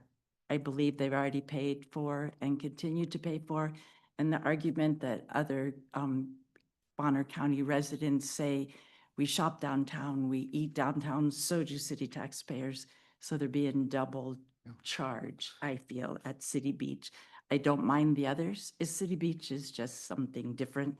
And with City Beach, I'm wondering if when we get into the whole plan, if there can be exemptions. Like I remember that woman who had the bench for her grandson, and all she does is come and sit at the bench. She lives in Clark Fork. She'd be paying like whatever county $30 to come sit at the bench. I'm just wondering if when we get through that, if there's little exclusions or little things that for people that really can't afford that fee. I mean, because there are people like that in the county. You may not know any, but I know there are. I'm just, will there be any exemptions once this is set in stone? I'm really strong on the city taxpayers not paying downtown at the beach. And then on page 316, I agree with Kyle on the, Councilman Schreiber on the no exemption for businesses down there where he's talking about, but if that comes up later. Page 316, on this little map you have here, the legend at the bottom, and I don't know if this is part of it, it says e-vehicle charging, and I don't see any on that map. So I wondered if we were having any. That just came from I believe that came from the parking study, didn't I it? see the only one is at the beach, or not even at the beach. One at It's the beach in Jeff Jones Square. Is this in the 2022 parking study that No, you're it's the one, it's the packet you sent. It's on page 316 of the packet that comes. within the parking study from Uh-huh. 2022, correct? Yeah. Yeah, we have, I think, 3 e-vehicle charging. Okay, so spaces they just downtown. aren't on that, or I'm not seeing the right They must color. have just been identified. Okay, I in just the- want to make sure we do have those to keep up with people in their electric cars. So then I don't know what I do about that. So, Councilwoman Duquette, I guess I would put this forth to you. We do have the opportunity, once we get into the technology and the actual fees per lot, to look at things like seasonal, dynamic parking. Hypothetical, we could say, you buy monthly parking passes and in November, it's free. I mean, we have a lot of flexibility see and the- options I'm sorry. of how we're going to implement it. This is just the big picture concept. I did see The details are. where you were going to do by seasons downtown as well. City Beach, free for city taxpayers with another fee for Bonner County residents, I guess is my sticking point on this. And then out of county would be the hourly parking. Is that right? Correct. And we don't know what that is yet. Okay. So I guess that's my hold. And we could conceivably establish a fund like we do for the rec fund, for people who are, Okay. you know, can meet some standard to get maybe we use some of the revenue to help people in need. Okay. I'm done. Can I ask a clarifying question, Mr. Yep. Mayor? Go ahead. Councilman Duquette, are you suggesting that we eliminate the time limit for city residents at City Beach or not don't- require a pass at all? Not require a pass. So, Not pay the but for all $15. other lots, a pass would be required. My challenge with that, Councilwoman Duquette, is I'll use my teenagers as an example. They go down there, they meet 5 friends, and they each drive their car. And there's no disincentive for them to carpool or ride their bike, Stinkers. right? So, like, I mean, to some degree, this is a scarce resource, and we want to value the resource. And I get what you're saying, but frankly, $15. It's just the idea. It's the principle, in my opinion. And those kids with their cars are probably going to take their parents' $15 pass anyway and still drive their They may. $5. Yeah, You know? good point. But with that, council members, is anyone willing to make Last comments, Oh, Mr. go ahead. Mayor. Thank you, thank you, thank you, everybody. You guys all raised a lot of great things. So just a couple of quick comments here. Nobody ever elected me and said, charge me for parking on First Street or down at City Beach." With that said, working with Sarah and the mayor and Spot, understanding our budget concerns that we're going to go into in the next couple of years. I love the language in terms of the parking revenue going to fund public transportation, as well as pedestrian and some bicycle stuff that Molly's made some great comments tonight. I think Kyle and Pam, you brought up some comments here about when we charge and who we charge, loading zones, 15 minutes free, whatnot. I mean, I think the parking study shows, and anybody who's been downtown, our parking problem is from July 1st until Labor Day. And if we have the ability for dynamic parking, what would stop us, other than collection of revenue, from making the parking meters on First and Second back to 1 hour free parking or 2 hour free parking in our off season when our locals are going to be coming downtown. Same thing with City Beach, right? Our City Beach from Labor Day on until probably July 1st is not going to get a lot of use in parking. So do we need to be charging as much dynamically for those periods of the year outside of July and August? We charge more or figure out a way to charge more, and we hit those residents, those out of town residents that are taking up our parking space from our locals right now. Because I know the businesses are going to have a hard time. As soon as Schweitzer goes, as soon as they shut down, right, it's tough to get locals downtown until we get our tourist business as well. I do not want to put parking meters out and give them another reason as to why they don't come downtown for Sandpoint. The other thing I'd like to bring up is the 25,000 parking in lieu of. It seems it's about a third of what a vehicle stall would cost in a parking garage right now. I know, might there be some flexibility, and it's $35,000. I know there's a trick within that number from 25 to 75,000 where you get a developer that says, screw it, I'll just knock the building down and put, 3 or 4 parking spaces up. That's, again, I don't know what that magic number is. 25 seems awfully low. And if we're doing it for building residential downtown, it could take us 50 years to get a 70 spot parking garage at that rate, using that money in lieu of. I definitely want to point back to wayfinding. Wayfinding is the cheapest date. We can collaborate with our Arts Commission Chair, Ellie, right now, get signs that show where everything is, how far it is, get signs over by the hospital and some of those longer parking spaces or those longer hour spaces, directing people, hey, park over here. You're only 3 blocks away from the bridge. And those are my comments. Thank you, Councilman Dick. And just as an anecdote, I was on the radio last Wednesday. Somebody texted in live and said, yeah, but try to find a parking at noon today. I went downtown, met them at Eichert's, drove around, and we counted over 110 empty parking spaces within 3 blocks of Eichert's. So perception is reality. I love what you're saying, Councilman Dick. Might I get, I'm sorry, one more comment here. What do we have? Congratulations on the grant coming in for the RV park. The RV park was never destined to be an RV park. It was destined to put trucks and trailers over there that would open up about 70 parking spaces right off the bat, right? We get the grant. Where is the anticipated revenue? I'm guessing we're probably going to double revenue, at least to about $200,000. Where do we suspect that that revenue is going to go? Is that going to stay at City Beach? Is that going into the Rex Fund? We had an item on here last week that we didn't get to as well. I think that. Councilman Dick, I would recommend that when that item comes back in a future meeting, I would encourage you to make a recommendation where you'd like that revenue to go. Cool, thank you. Currently, RV park revenue goes into the Parks Capital Improvement Fund. All right. Third time's a charm. Is there a motion? Your turn, Justin. I'll make the motion. I don't have it in front of me, I'm sorry, to accept the proposed resolution adoption of parking management plan. Second? Second. Moved by Dick, second by Rule. This will be a roll call vote. Counselor Duquette? I want city taxpayers to get special compensation somehow in that. You haven't set the fees yet. What's that? We haven't set the fees yet, or the areas. Okay, Time. okay. Yes. Counselor Dick? Yes. Counselor Schreiber? No.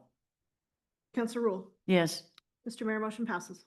Thank you, council members and staff and public. Where are we now? Next, item 14, not the final item, but the final item under regular business is a request for council's declaration of an emergency and authorization for emergency procurement in order to proceed with the repairs of the culvert over Little Sand Creek, North Boyer Road. I now yield the floor to Public Works Director Holly Ellis. Thank you, Jason. Good evening. 1 second while I share my screen. Holly, you've been here for over 12 hours today, so I appreciate that. So is most of the staff. And she looks so fresh. I wasn't keeping time. I wasn't keeping track. Thanks, appreciate it. I'll be brief. This is an update on our North Boyer Culvert Emergency Road Project and a request for council for emergency expenditure. So background, on June 5th, the county reached out to the city to let us know that we had a problem with our culvert. We went out there and did not notice anything that was urgent or immediate, but we continued to monitor. By June 11th, we, under that monitoring, noticed that it was rapidly failing.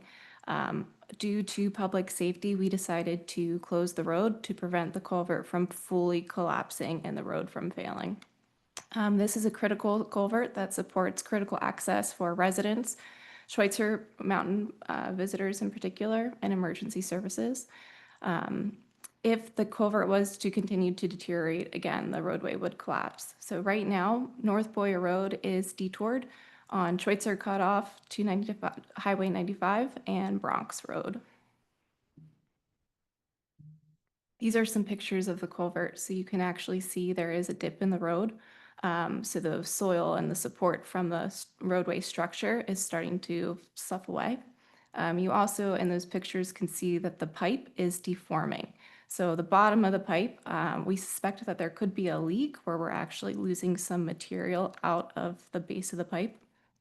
And then in that upper left-hand corner, you can see that the pipe is deforming and it's kind of squishing. So there's many things happening to this culvert. It's a steel metal culvert. We do not have record drawings on this culvert. Our best estimate is that it's over 40 years old. It could be more. The county doesn't have records of installation of this culvert, and neither do we. It does appear to be quite old. The useful life for a culvert of this size is about 60 years. So it's very likely that we're at the end of our useful life. Here's another picture of the culvert, really showing that you're seeing bowing in the top of the culvert, which is not of immediate concern, but that bulge on the left-hand side is quite concerning.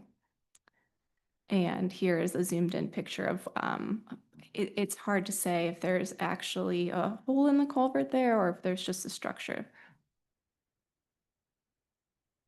So what is the scope of work to fix this culvert? We will go in, remove the existing culvert, install a new culvert that is designed to support a 100-year storm as required by IDL and the Army Corps under our permit that we'll have to get. We'll restore the road, restore the creek channel, and restore all of the disturbed area that takes place under this work. All of this work will be done in accordance with best management practices known as BMPs to protect Little Sand Creek and the downstream in particular, all the way to Sand Creek. So our next steps already in place, we have traffic control plans in place for that detour. So the public is protected and no one is crossing that road culvert at this time. We're moving as quickly as we can. I can't thank the Bonner County and ITD enough. We let them know of this problem and they issued us permits the same day to get road closures and detours on their road. So huge thanks to them. We're also working with the county on culvert design. So the county has over 5,000 culverts in their system. It's kind of their bread and butter. So they've been very supportive in helping us select the right pipe to replace this culvert. So upon council actions tonight, our next steps would be to engage JUB engineers for the site civil design, some hydraulic design for the water flows and the sizing of the culvert, and geotechnical. We would also work on procurement. The city would self-procure that material. That's really going to help us on our expediting this project as quickly as we can. Very typically, we do a bid, design, and then we build, and you procure the materials at that very last step on the build. For this project, because it's so urgent and we're going to fix this as quickly as we can, the city's going to purchase that culvert. In parallel to that effort, we're going to be permitting. So this will require permits with the Army Corps and IDL under a 404 permit. So those efforts, if everything lands perfectly, we're hoping that the permitting effort will be 4 to 6 weeks, and that's the Corps and IDL expediting that review for us. And the lead time on the culvert, we're hoping that that's on the shelf. So I'll have more updates as soon as we have a manufacturer on that timeline. Those are going to be our biggest lead times, is the permitting and the culvert. The next step will be construction. We've contacted a couple local contractors who have experience with culvert work of this size. We have one available, so we're hoping to keep him on the books and contract with them. So the request of council tonight is to declare the North Boyer Road an emergency. This would authorize, the request before council is to declare North Boyer Road an emergency project. This would authorize the mayor to execute all necessary expenditures and approve the use of general emergency reserve funds. And with that, are there any questions? Who's the contractor that you have? So there are two contractors. CE Kramer has done many culverts for us in the past, and then the other contractor who's done work for us in the past is Advanced Dirt Work. Both contractors have done this similar scope of project, and both are relatively local. Mr. Mayor, Go ahead, Councilman Trevor. have we, do we have surveyors out there to confirm that that's within the city limits? Yes, we do. Glahey and Associates went out. The culvert is right on our city limits. It's so close that in fact, when the county went to inspect it, they assumed it was their culvert. They dug into their survey and showed us that it was ours, and we just did a little bit more due diligence to be completely sure that it's entirely in our city limits, and it does appear that it is entirely in our city limits. Excellent, thank you. Yep. Too bad. Can we de-annex it? Jason's gone already. Not a bad idea. So I might look into that. Okay, council, any other questions? I think it's pretty straightforward. It's an unfortunate situation that's going to take from our ability to do some more roads this year, but we want to save where I'd entertain a motion to approve the resolution for North Boyer Culvert Emergency Declaration and Expenditures. I make a motion to declare the North Boyer Road culvert an emergency and authorize the mayor to execute expenditures as necessary to do emergency work culvert replacement to safeguard life, health, and property pursuant to Idaho Code 67-28081A II Act. 3. Is there a second? Second. Moved by Rule, second by Dick. This will be a roll call vote. Counselor Rule? Yes. Counselor Schreiber? Yes. Counselor Dick? Yes. Counselor Duquette? Yes. Mr. Mayor, motion passes. Thank you, Madam Clerk. And I believe the final item on the agenda tonight is going to be item 7 from the consent calendar that Councilman Dick asked to be withdrawn. So Councilman Dick, the floor is yours. Thank you, everybody. I know we're getting late. Thank you, Cheryl, for sticking around. Discussion about this, but I think I'd like to get it on the record here. On the compensation policy, as we scroll down to number 3, department heads may permit employees to work flexible work schedules such as 10-hour days per week. My biggest concern with this is much of our population, probably 30% up, is restaurants, retails, hospitals, are folks who work or have the ability to work 7 days a week. I do appreciate that the city would still be open 8 a.m. to 5 p.m. What worries me, though, is coming into the city and starting something with a customer-facing employee and having to come back and that employee not being there and getting put over to a second person who makes you wait and says, well, you started this with John and you need to come back with John. Can you tell me a little bit about how this redundancy is going to work and who's going to be doing the scheduling to safeguard citizens from having to come in multiple times on their very sacred time off? So that's more of like a planning related type question situation. So we'll use that as an example. So somebody comes in and they have a permit and it's going through the process. The redundancy, it's up to the directors to ensure that their operations are still efficient for the public. And most of the permitting, everything is in the system. So whether, say, I'm helping them and then I'm not here, so Holly's helping them, she's going to be able to go into the system and pull the information for the permit. So I don't foresee any community impact on any special scheduling. So, and right now we already have many of the departments, almost all of them, that have flexible scheduling already, and operations are not impacted by that. It hasn't affected the efficiency. Part of this whole, if City Hall employees go on a 410, not everybody wants to go on that schedule anyway. Those that do, there is going to be a review. If it appears that operations are being negatively impacted because of the 410 schedule at City Hall, then that schedule is going to be taken away. It's not going to be able to maintain if services are being affected. But the directors have all been working closely together to ensure that redundancy is there, coverage is there. Each department is ensuring that they have coverage for the front counter to help the customers as they come in or the citizens. So we've all worked really hard to ensure that operations are not affected. And there should be no impact on the efficiency or the effectiveness of service if City Hall employees go on a flexible schedule. And there's already City Hall employees on a flexible schedule.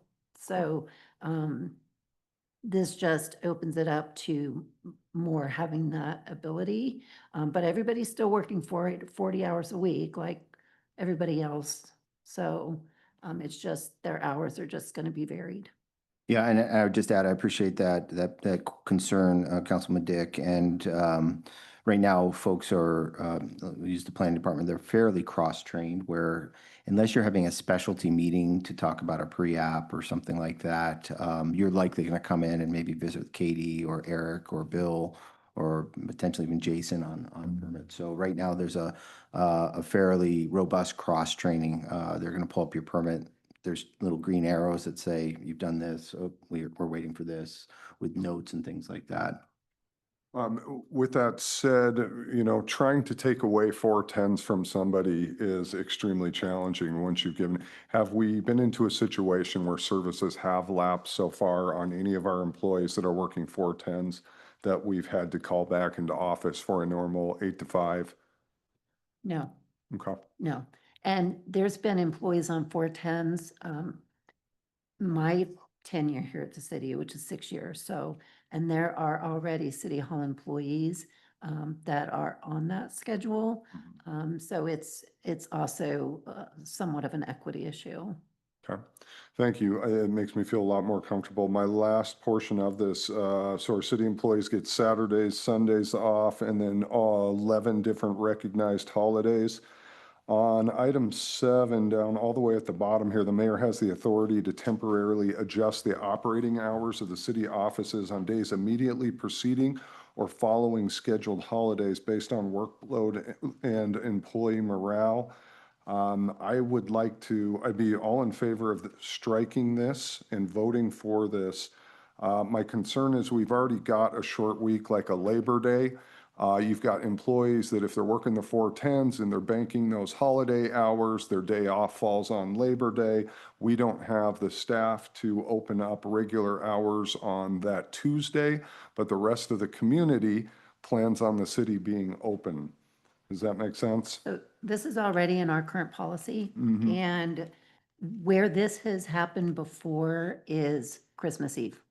So the mayor has been able to say that all employees may leave at 12 o'clock. City offices will be closed, but if you leave City Hall at 12 o'clock and you're scheduled, say, till 5, you're using 5 hours of PTO. It's not free money. I mean, it's not free time. You have to use PTO if the mayor does close City Hall early. And typically, the only time that has happened, again, in the I can 6 tell years you I've since been here, I've is been here, Christmas Eve. my first year, I did close City Hall early on Christmas Eve, and this last year, my second year, I did not. So I use it judiciously. I'm as, concerned about taxpayer value and cost as anyone. So I don't abuse it, but, if, depending on what day Christmas Eve falls on. If that's what if we're talking about Christmas That's- Eve, that's fine. that's What I really don't the want to see it time. on after Oh, jeez. other 10 holidays that we might You have. can slap me right from that That's the- chair Record right now. if I ever do that. Thank you. That is the only time that has happened since I've been here is Christmas Eve. Awesome. Thank you very much. I appreciate the clarifications. Yes. And I will make a motion to accept the proposed resolution personnel policy amendments. Second. Motion by Dick, second by Duquette. This will be a roll call vote. Counselor Duquette, Yes. Counselor Dick, Yes. Counselor Schreiber, Yes. Counselor Wool. Yes. Mr. Mayor, motion passes. And with that, at 10:07, this meeting is adjourned. Thank you so much, council, for your lengthy work. You earned your keep tonight, and look forward to catching up with you in the future.